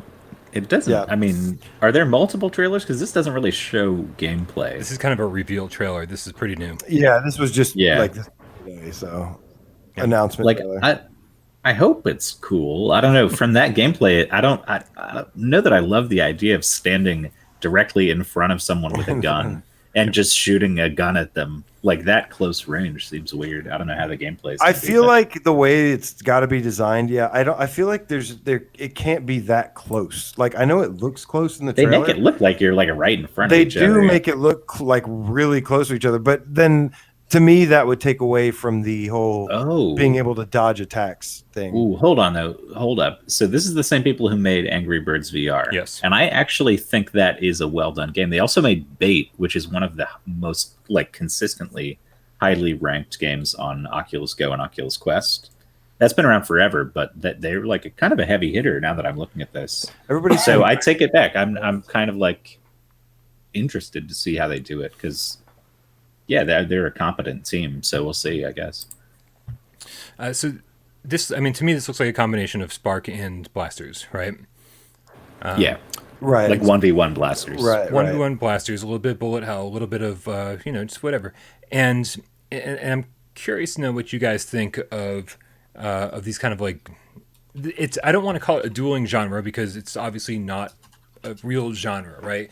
But I feel like Spark covered this pretty well. Blasters did it one player really well, and then we saw that Telefrag was 1v1, and you kind of like run around shooting each other, right? And like that, and that didn't really work very well. I'm wondering if because of the setup, because of the way this is kind of framed, if it's going to That could help out. if it's going to work more like Spark. If you jump into Spark, it's the addiction kicks in all over again the second you get into the Spark court. And I would 110% say that this would work better than the way Telefrag did, because Telefrag, it was like this. It wasn't like set up like a duel. It was set up like a death match. like a team death match, but with just 1v1. And it just doesn't, when you do it like that, it just doesn't work as well. So I imagine this will be kind of like on the less expensive side. I don't see this being a very expensive game. So it could be fun. I don't the gameplay is there anyways. I'm kind of going around on this for a while, because I could use another game similar to Spark that plays differently, and so right now in my little loop that I'm going around on, I'm kind of high on it. I think this could be a lot of fun. Can I ask you guys something totally unrelated, just to put my mind at ease here, because I'm going crazy trying to think of the name of this game. Sure, what's up? So somebody asked if there were any fighting games, or they said I wish there was a regular fighting game, and two popped into my head that aren't good necessarily, but there's Steel Combat. Remember Steel Combat? Yeah, that's There's only a on circular ring.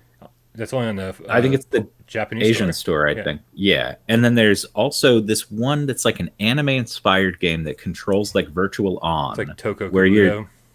Yes, Toho Kabuto v Battle Burst or something like that. That's the other one I was that was the name I couldn't think of.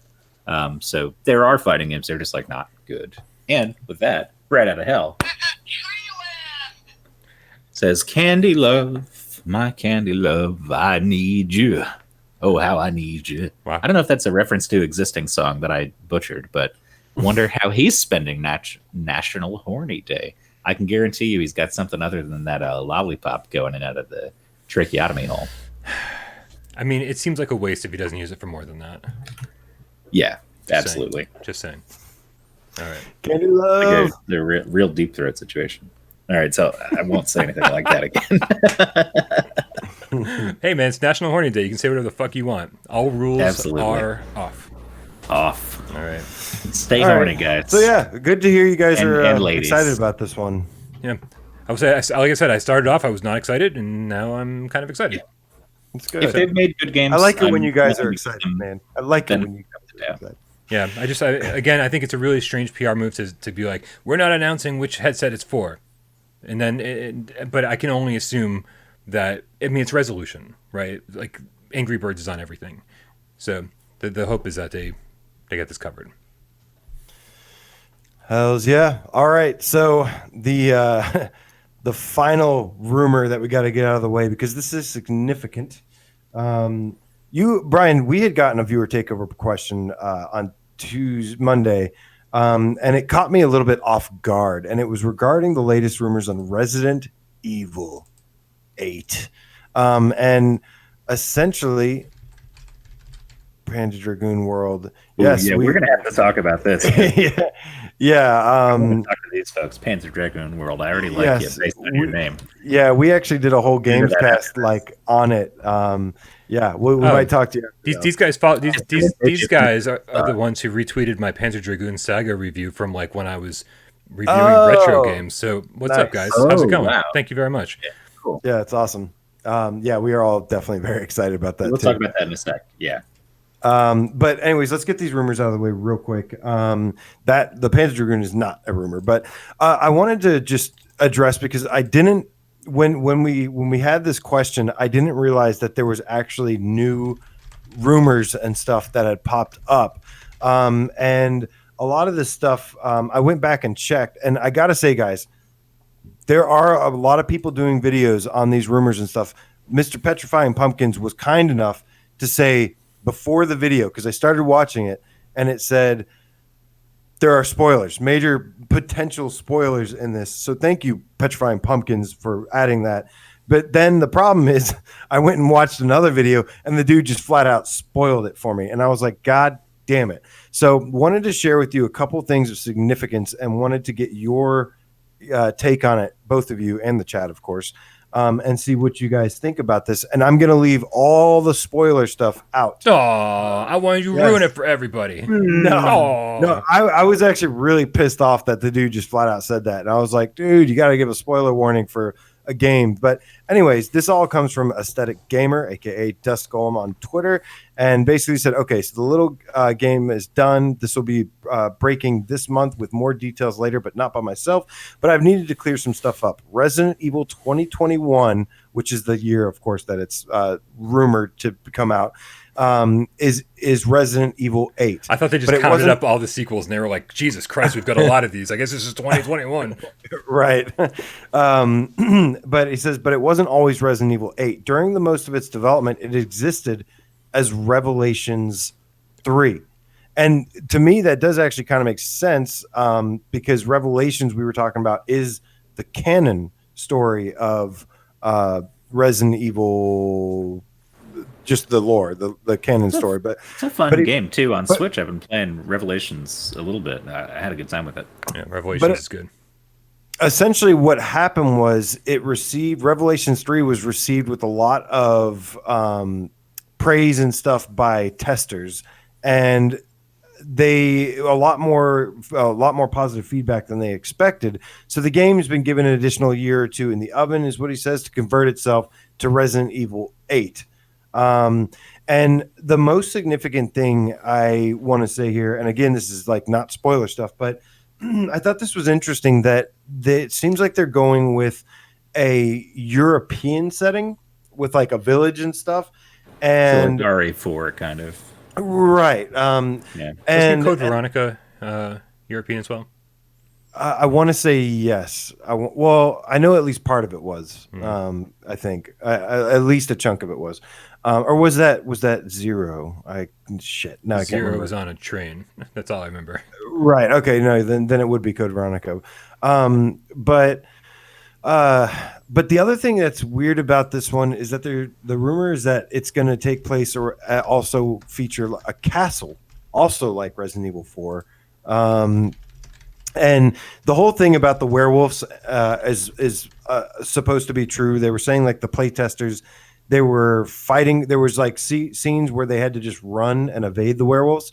And then there was stuff that they were testing out where they actually fought the werewolves. And then finally, there was the rumor about the witch who was like invincible. And that's supposed to be true as well, confirmed by Aesthetic Gamer. When it was mentioned elsewhere, he was like, yep, that all is 100% true. And apparently she like unleashes them on you or something. So it sounds like I'm going to kind of get my wish here on that, like something is chasing you that you can't defeat. And I think that's pretty cool. But what do you guys think about this whole village European setting with a castle? Honestly, when you're telling me it's RE8 first person VR, you're going to be in a castle and there's going to be fucking witches and werewolves, I'm like, I cannot wait to play that in VR. That sounds awesome to me, really.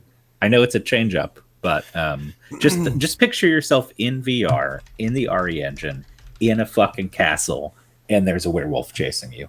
I'm down. I think that would be awesome, and I think they'll do a great job.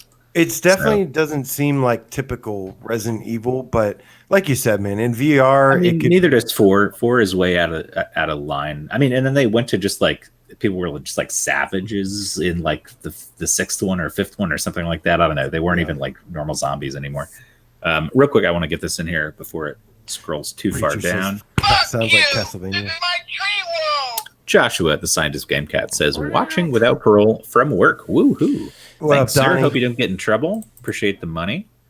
And there's something else. Oh, real quick, Panzer Dragoon, do you want to cover that? We've talked about it before, but since the question's out there. So I think what we know is that it is confirmed. It's not a rumor anymore. Right. There is going to be a Panzer Dragoon saga. Like, they're going to take pieces from each of the original games, the first three original games. Yep. And kind of remix them, remake them. And it'll be like a few from this game, a few from that game, a few from this game in one package. So, I mean, we don't know much about it. It could be really good. I've heard mixed stuff on the flat screen Panzer Dragoon remake. Did you just change the subject to Panzer Dragoon? We already said we were going to talk about it. I know, but we weren't done talking about Resident Evil. God damn, man, hold your horses.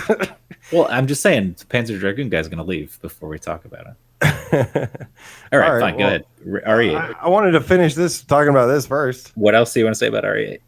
I don't know. You guys didn't have anything else to add on the European. I asked you what you think about the European. I thought Dave's like breakaway was like going to be real short, and so I was just waiting for him to finish up and get. It's over already. All right, it's done. Okay, it's less than a minute. Yeah, I mean, we did a whole viewer takeover on Resident Evil 8 Rumors, and I don't think I know anything more about it now than I did for that. So I think all my thoughts I probably got done for viewer takeover. To be honest with you, apparently they weren't even talking about the VR version, anyways. They were talking about the flat screen one. So move on. I mean, as far I did see somebody in the chat say, they're concerned because Resident Evil Revelations 1 and 2 are both third person. Don't worry about that. The second they said it seems like Capcom has a pretty good system that they're working in now, where the main, numbered series could very well be first person from now on, and then as they remake other games in the series, they're going to keep them third person, and I kind of like that. I think it's a nice little system they have. Kind of satisfies everybody, the purists, the new Resident Evil gamers, the old Resident Evil gamers. Everybody's kind of happy, I think, with the new system they have in place, and to be able to do this in VR because it's first person without having to sacrifice too much or rework a lot of the programming and a lot of the cutscenes and scenarios and stuff. It doesn't seem like a stretch. This sounds pretty legit. Yeah, it does. There have been like lots of facts or lots of things that seem like the stars are kind of aligning on this one to make it true. So this will be interesting to see. And I could imagine this being. So I think the other rumor was that this would be cross-platform with PS4 and PS5. I think is what the rumor was saying. So the idea was to make this for both PS4 and PS5. So that would be cool as well, I think. And that was one thing that I think you guys were kind of saying too last week. It's just, again, when we talked about it on Monday, I didn't really know, I didn't realize that there were new rumors that popped up. And I had missed some of this stuff. So it was really cool. But guys, I just have to tell you, definitely avoid any other videos on this because you don't want the rest of the stuff that was spoiled like I do. So definitely be careful on that. But to me, you are supposed to be playing as Ethan again, which is cool. But I definitely wonder if this is going to be like some kind of Castlevania, like Castlevania Army of Darkness type Resident Evil, or if this is going to be more like survival horror in Europe in a castle. Yeah, I'd like to see how they pull this off, because it's all about tone. It could get really campy and really cheesy very quickly. But I think, again, I think I said this on Viewer Takeover, but if you told me the Baker story, just, out of context, and you're like, hey, it's Resident Evil, but you're going to go, deal with a hillbilly family that's trying to kill you. And no, they're not zombies. No, they're not mutants. It's what? I mean, what? That sounds terrible. Don't make me do that in a Resident Evil game. And so you start saying like witches and werewolves and stuff. I'm like, out of context, without having played the game, that sounds not very good because it sounds like it could get really campy fast. And I don't like camp in my serious horror. That's got its place in other movies and other games. But man, Resident Evil, I kind of hold up too high to allow camp in there. I mean, to be honest, Jack is kind of campy. The whole thing is a little campy. The Texas Chainsaw Massacre thing, sure, but it's pulled off very well to the point where Jack's terrifying. I look at camp where it's like you go past horror and it's just kind of everything's goofy. Right, where you don't take it seriously enough, it's not scaring you anymore. It's like this is just fucking low budget, and because we couldn't pull off the scares. Real quick side note: Preacher said, and Dan backs him up. I'd prefer the Thing VR game, Paranoia included, instead of twisting Resident Evil more. I don't agree that we don't need more Resident Evil, but I would fucking love a Thing VR. Did you play the Thing game? Yeah, I never got around to it because I don't. I think there was two of them. Good. One of them was. I think one of them was terrible. I played the original. One of them was actually good though. One of them was from good. What I've heard. I did not play the good one. I played the one on PlayStation 2 / Xbox, and it was the original Xbox, obviously, and it was very good. Dude, what I would love. I always have these ideas for games that I think nobody's gonna make, but I think they'd be fucking awesome, like single player battle royale based on the movie Battle Royale. I've said that before. I think that's a great fucking idea.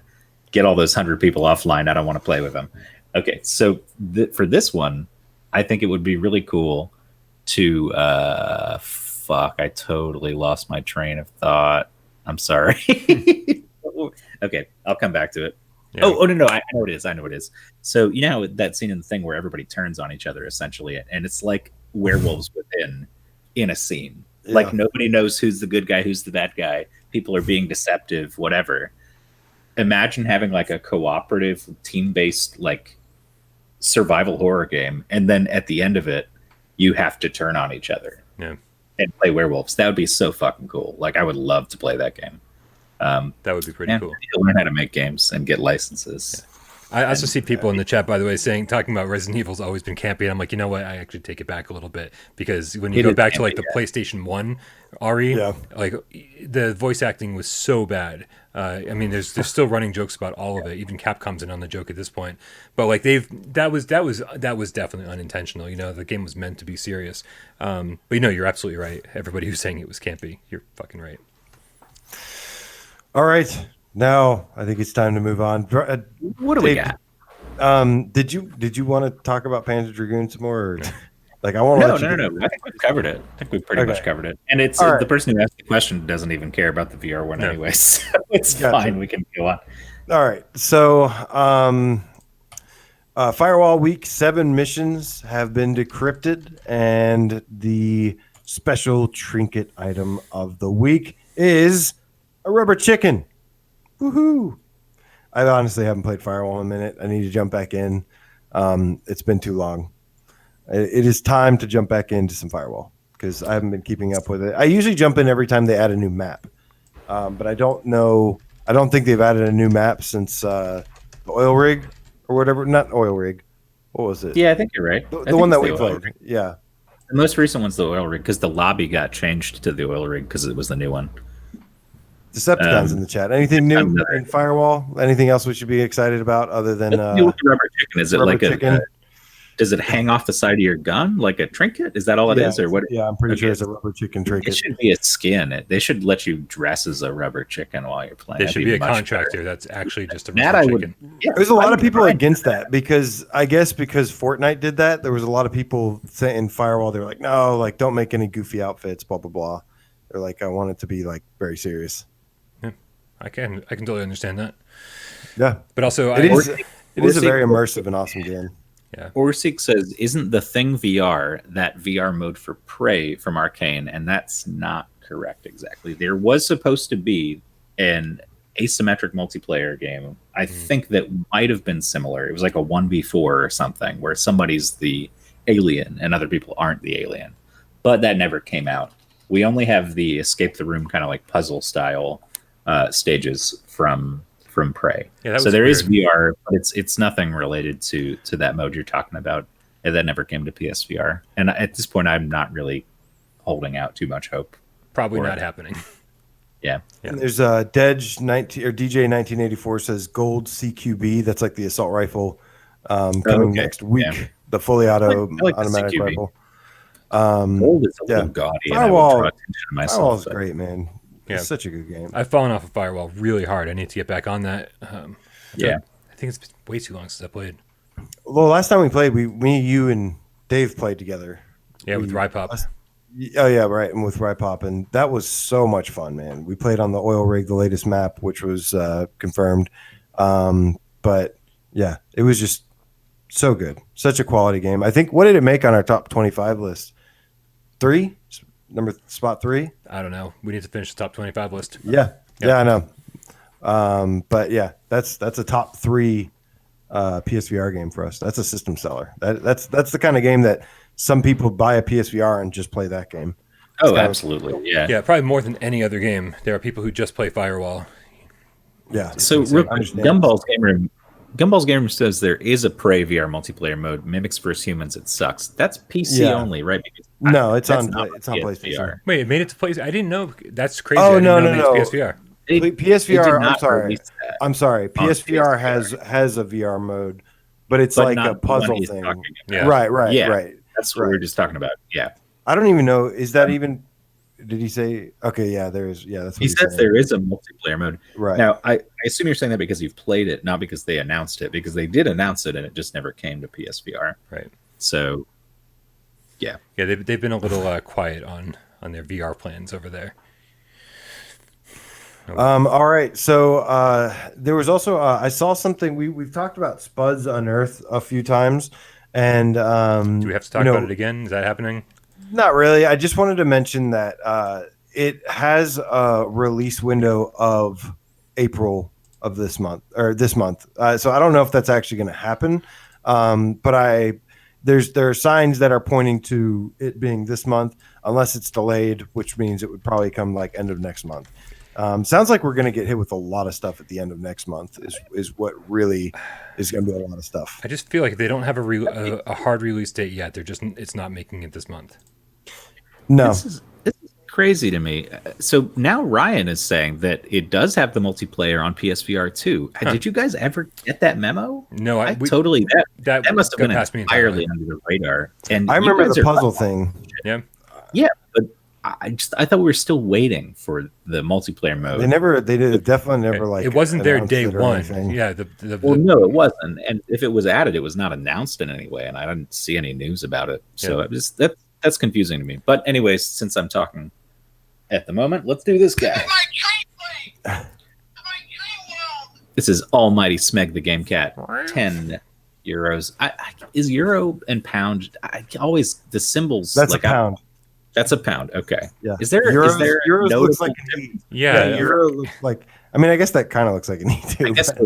Yeah, I don't know. Okay. Euro looks more like an E. Euro I'm looks more stupid like about international currency. I just know everything's the cent sign, Sekiros or North Korean kroners or whatever. So okay. Anyways, like the Sekiros. says, Almighty Smeg says, "Hey there, up late. Been having a drunk binge on Werewolves Within. Funny game. Good call. That is a very funny game." He also says, "Thanks to Dave, I had a binge on What We Do in the Shadows today." And that is a really good game too. So Ryan says there's videos of it on his channel. They didn't announce it. So thanks, Arcane, for telling anybody and releasing a mode that is apparently terrible. Not that fun. So I guess we'll try that out. We should try that out sometime. Just to say we did. Maybe, I guess at some point. Yeah, so color me stupid. I had no clue. I thought it was not out. All right. So we had 2 games that came out this week. I'm sorry. That's wrong. We had 2 updates that came out this week. Okay. First one was Drunken Bar Fight. And basically, what has happened, guys? This update has broken Drunken Bar Fight. Yeah. It's kind of a mess right now. I mean, it was kind of a mess to begin with. It was. The multiplayer just doesn't work, it seems like. Yeah. Right. It doesn't seem like it. I mean, it didn't break the game for me. So I don't know what did it break specifically, because I just think no, it's true. It was kind of just it crashed on me, which it didn't before. In some ways it made it less fun in terms of breaking the game, because that whole thing where you have to pick yourself up off the ground every few times you get punched. That's not cool. That's not a fun addition. I don't care about it. It doesn't add anything to me. So mechanically, I would say they probably made it worse, to be totally honest. And I will say that all the people randomly spouting lines of dialogue that have nothing to do with each other in an attempt to be constantly funny is really fucking obnoxious. I think the fact that they announced, like on Reddit, like a big deal, like, hey, we spent all this time, we got 40 different voice actors, we put so much effort into this, and then you get in and you're just like, shut the hell up. I don't care what you're fucking saying. Like, it's just really bad. I don't know, man. People might like it. I mean, the whole thing is that it was bad to begin with, and that's part of the fun. Like, it's a silly bad, yeah. Yeah. I think I compared it to QWOP, which is generous, but it's generous. Because I don't think it's supposed to be that bad. I don't think that was like what they were setting out to do. So yeah, comparing it to QWOP is with shit like like Surgeon Simulator and whatever, where it's like bad on purpose, stupid on purpose. Right. But then you start to wonder, like, is it really, or is that just how they made it and they're leaning into that now? So who knows, really? It was too hard to make this good, so we're just going to pretend we meant to make it bad. Lean into it, yeah. Everyone's saying it was always broken. It's just broken in different ways now. Yeah.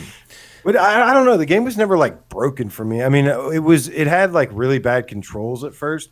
And then they added like what did it not have at first? It didn't have like turn buttons or something. And then they added those, and then I was like, okay, well, at least it works now. I can't believe it didn't have turn buttons. That was horrible. It didn't have turn buttons at launch, and it was like this weird, like like looking to walk in the direction thing, and then they added that, and then it was a little bit better. But yeah, meh.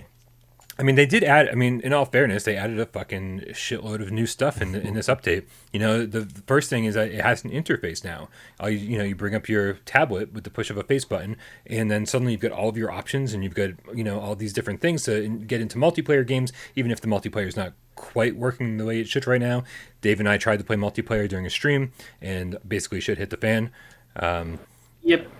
So what happened was that it actually connected Dave and I. When he sent me an invite, or I sent him an invite, it connected us, and we got the voice chat, so I could hear him, he could hear me, but then I was fighting some random person. Yeah, and I never got anybody to join my game, right. So it was like it put us in a room somehow, but we were not playing together. I never saw Brian. Any sense whatsoever? I can't figure that one out. No, a person says it's the same devs as Quiver. That can't be right, really? Is it? Bar fight? The monkey made Quiver? I don't check. Yeah, can we check that? Very quickly, yeah, 1 second.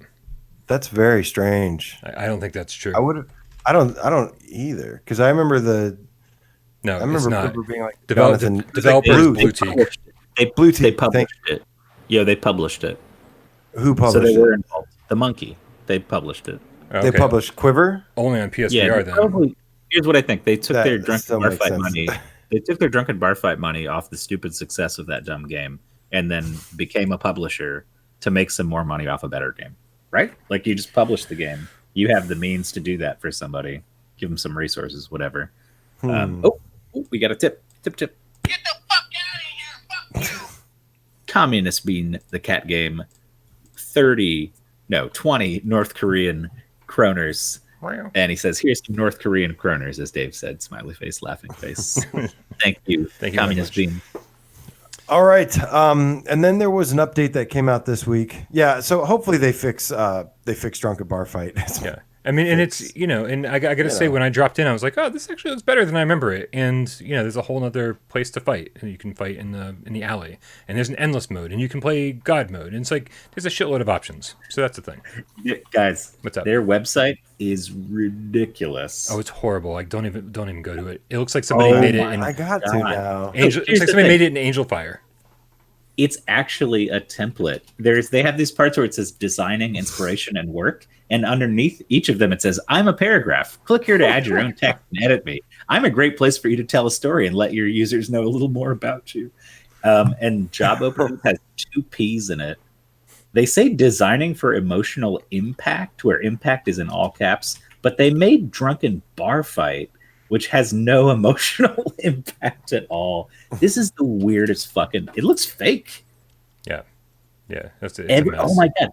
If you click on About, it says, I am a title. This is a great space to write long text about your company and your services.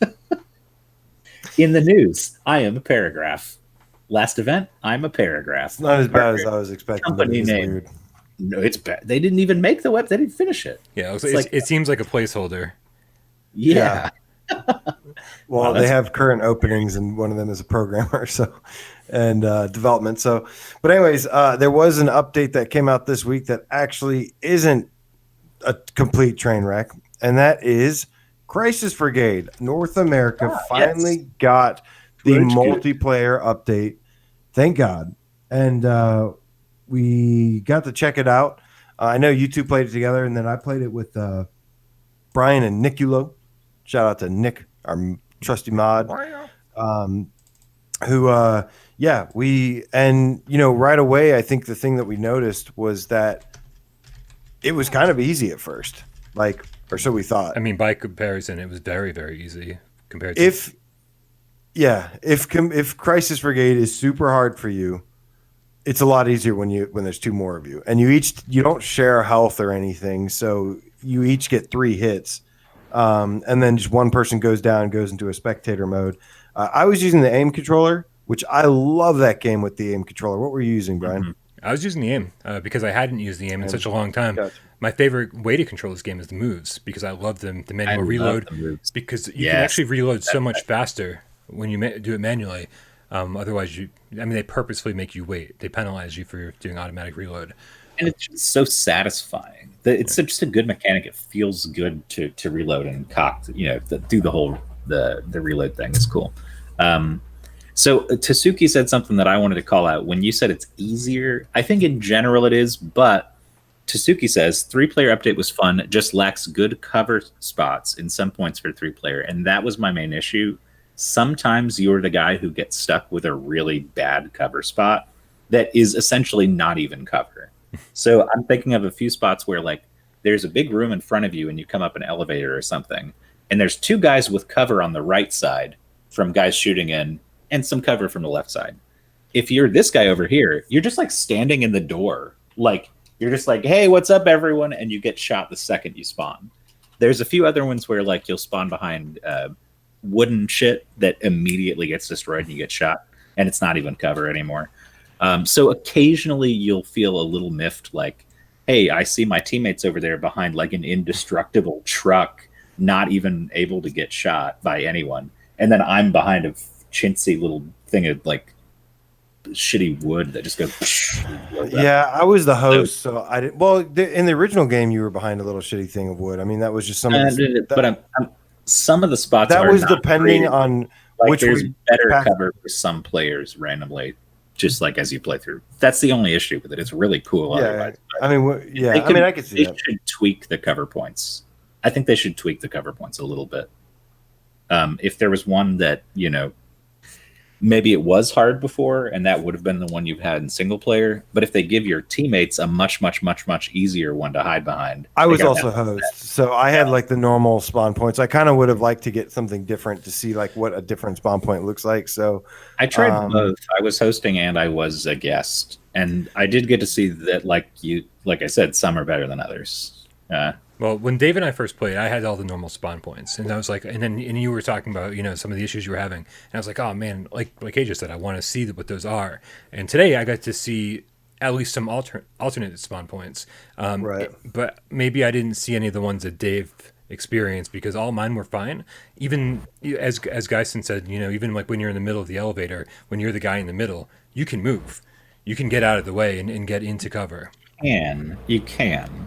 But I think this is a matter of so this is a game that runs on Quest and on PC and platforms where, they can mandate that you basically get on your fucking knees and duck that way. Oh, because I'm absolutely on my knees half the time I'm playing this game. That's what I'm saying. And so for a lot of people that's not like an ideal tracking situation. It's hard to have your camera permanently set up for that or to have space for it.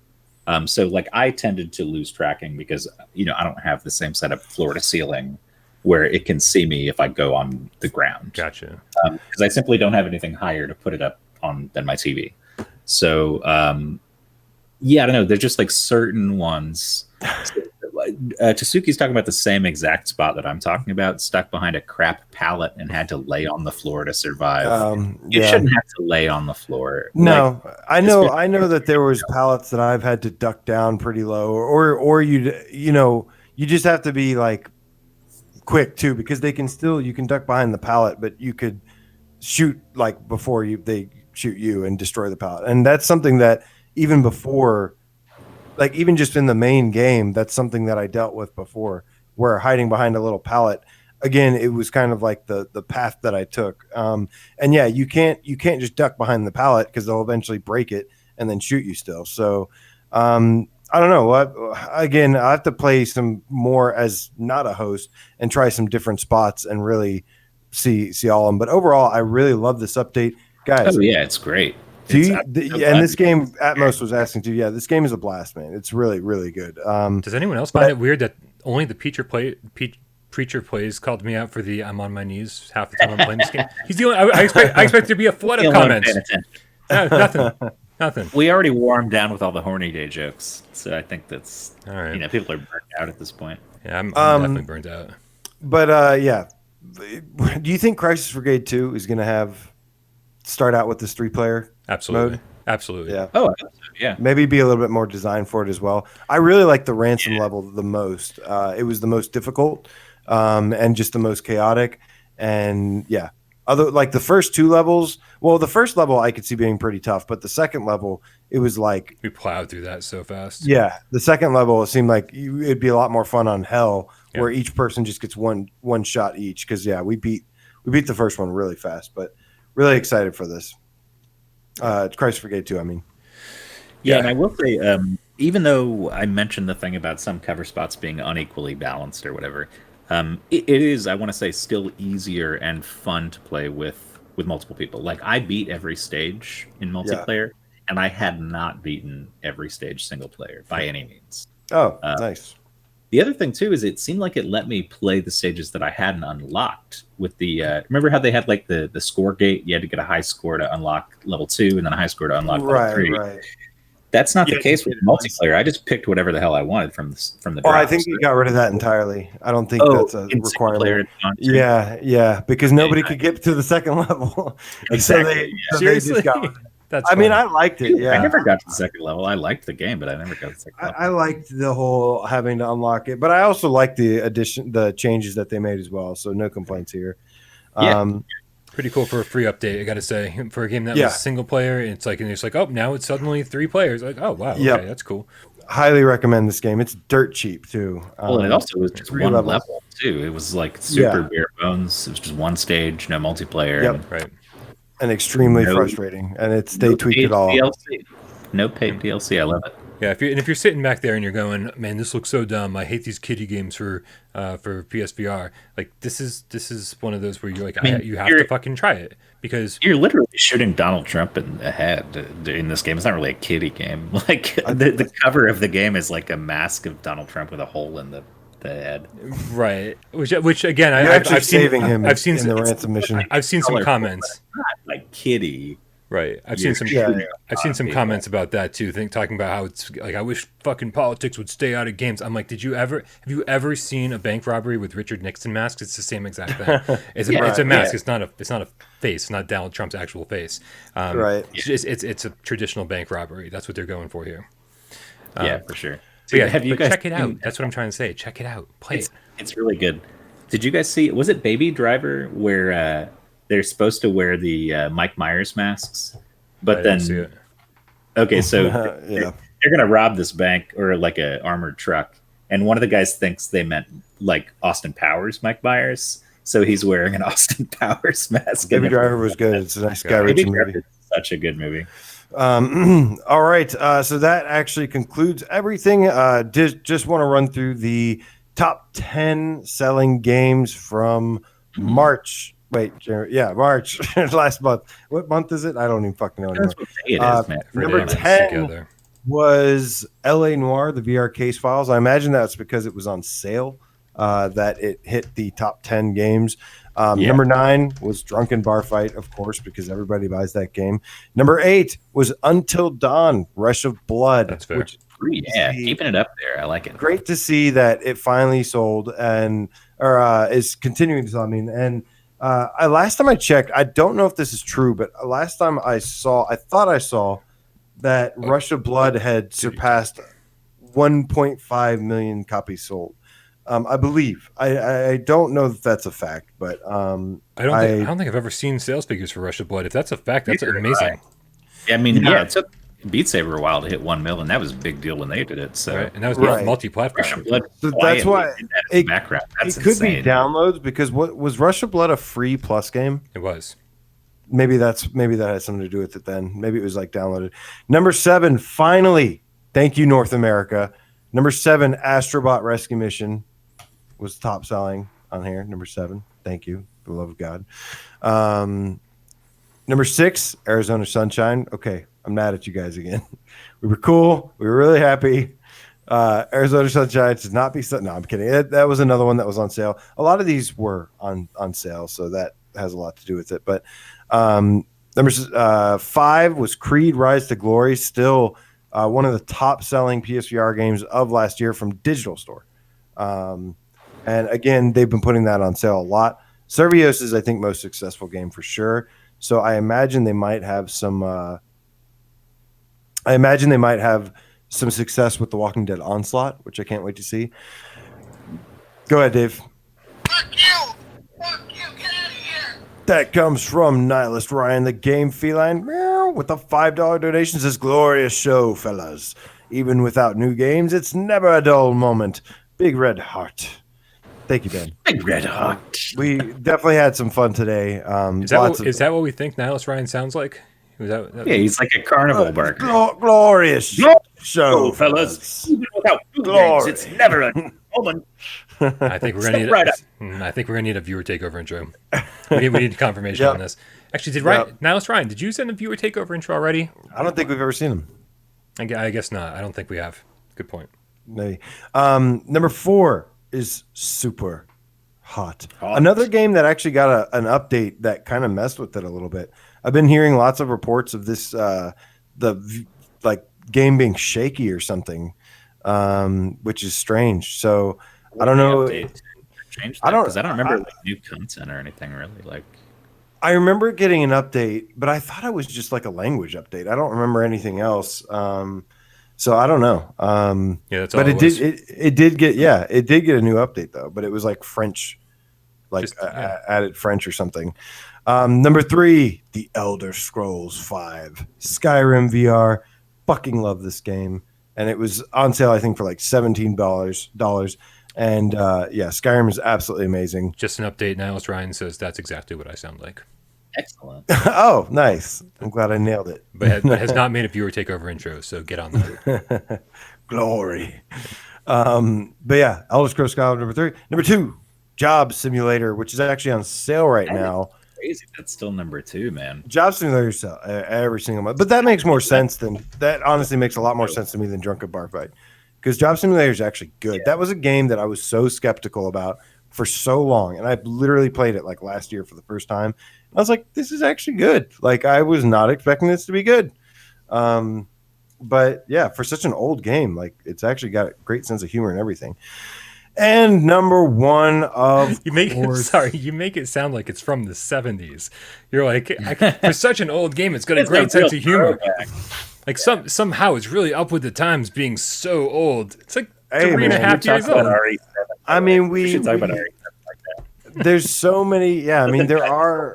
Ancient, but there's a lot of games and like old PC ports that we get kind of late, and they feel like old PC ports. You know what I mean? No, I know, but you kind of the way you talked about the humor and how old it is together. I was just giving you a hard time. Number 1 is Beat Saber, of course. Literally the most highest selling VR game, most likely. I think. I totally messed that up. I'm like literally maybe I don't know. But yeah, obviously the one of the most successful VR games and a good one at that. And really enjoyed the last update. Been playing it myself actually. Playing it after playing Final Fantasy VII Remake.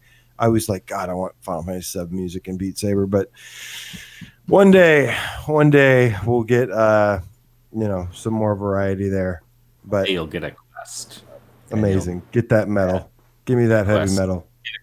Okay, hold on. Not buying a quest. I totally missed that. If you want to play FF7 songs on Beat Saber, get a quest. Anyways, Joe Grover, $30. Spoiler cast? Question mark. Laughy face. I'm just being a pain in the tuchus. LOL. It's about separation. Is that what we're talking about? Oh, do we want to do separation spoiler cast? Hey, we only have 2 hours tonight. So. Nope. I mean, not tonight, but we did promise it a while ago. So, we haven't even found the secret yet. We gotta at least find the secret, and then we can do it. So here's an option, right? Because we've talked about separation quite a bit on this show, and I feel like maybe we've talked about it enough. Yes. And I know that Jeremy is currently playing through it now.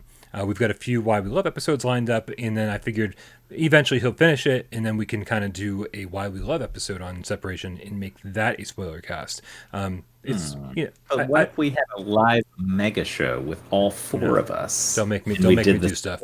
Don't make me do stuff. Live. No. And then AJ and I get to participate instead of just you and Jeremy, right? Don't make me do stuff. No, you fucking with the formula here. The formula is hard to change. Like you said, Jeremy's even funnier remote. Beat Saber, really? And also, you should check it out. Dude. And also, I wasn't actually asking you guys. I was asking the people in the chat. You know, the people I care about. Okay. Yeah, whatever. Right. I can boycott at any time. I'm out of here. We wouldn't know the difference. It would just be like, oh, Dave's computer froze again. It froze for the whole episode. Oh, Right. well, whatever. Oh well, he'll come back eventually. Maybe we'll see. Yeah. All right.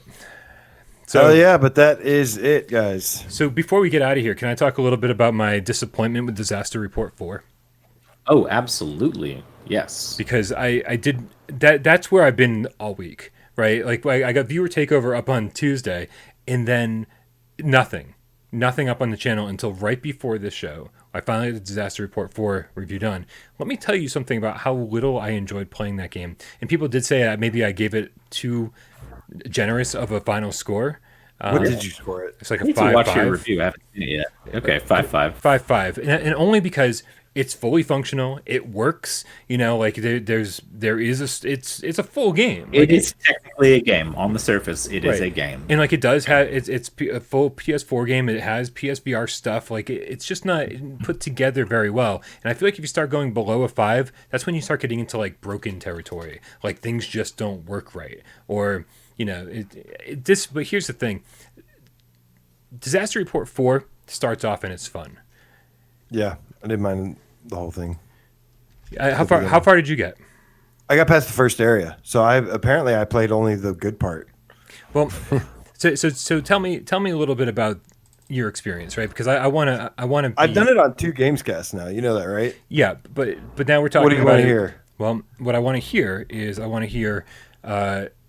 the like how do missions work and how do you progress For the story? VR or for flat? Fuck the VR part because it's such a small part. And you have to play the flat part to unlock the VR stuff. So it's kind of like an all-encompassing conversation. You know, like I didn't want to review the flat stuff, but you have to play the flat stuff to unlock the VR stuff. You basically roam around like a city after an earthquake. Like the game starts out with an earthquake, and you get off a bus, and you get to choose basically the dialogue of like what this person's thinking, feeling, blah blah blah, and it gives you like all these different options, and then you basically just wander around until you run into somebody that triggers a cutscene. You and they say, wander "Oh, around until you run into something that triggers a cutscene.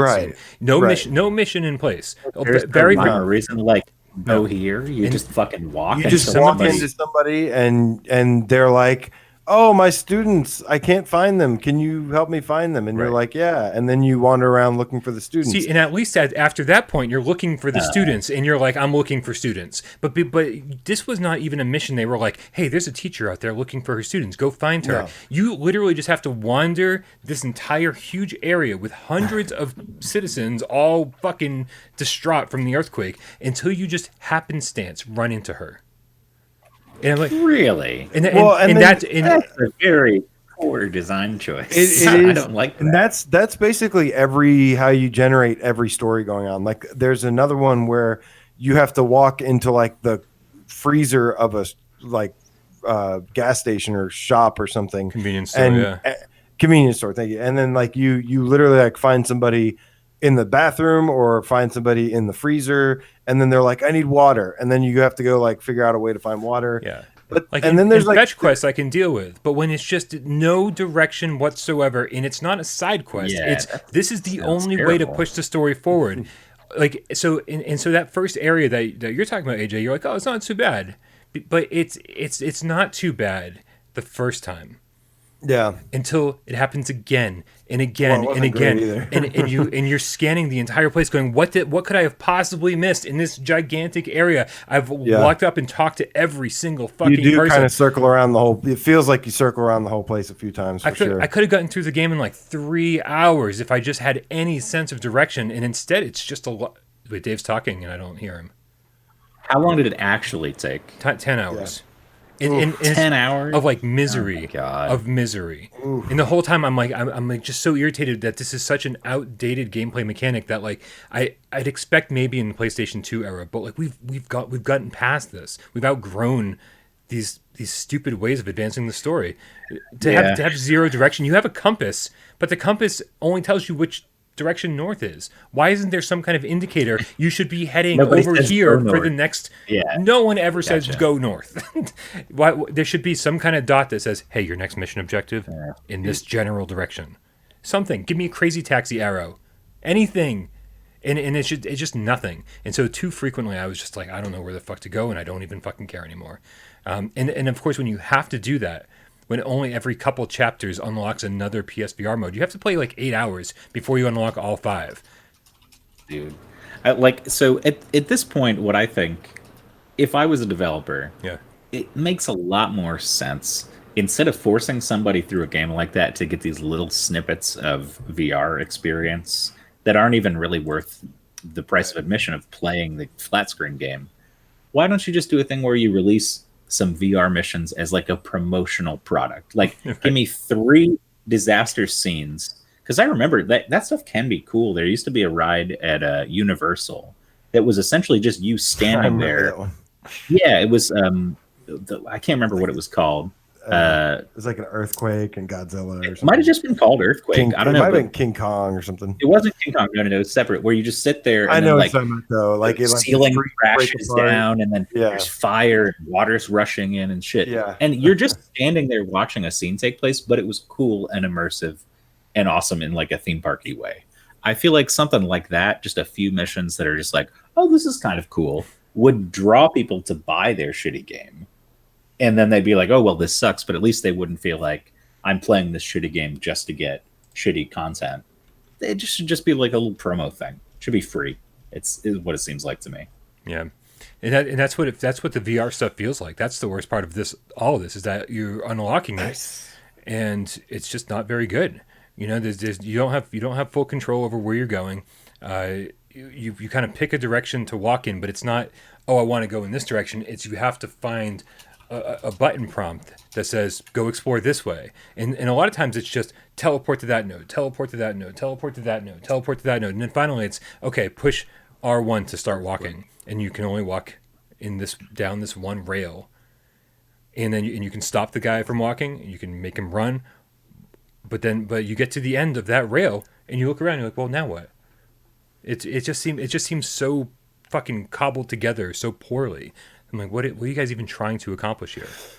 Guys, son, fist bump to you says it was Earthquake. It was Earthquake. That's what I thought. Yeah, good call. Yeah. Nice. Hit me, Dave. Real quick, Wonder Rob says, God can't cost me money because I just ordered FF7 remake. Okay. That's right. Dude, thank me later. You're welcome. It's amazing. You'll have a great time. Yes. He's talking a lot. Okay. Damn, tree guy. Noah Person, I'm so glad he asked this question. He, with the 2 donations, says, thoughts on Crisis Remaster. I don't know if you guys are aware, but there was an April Fool's thing where Crisis actually popped up on a website, and they were basically teasing that there was like a Crisis Remaster, something happened. And I haven't seen the footage. Why? Like Crisis Engine, CryEngine guys, right? Crytek, yeah.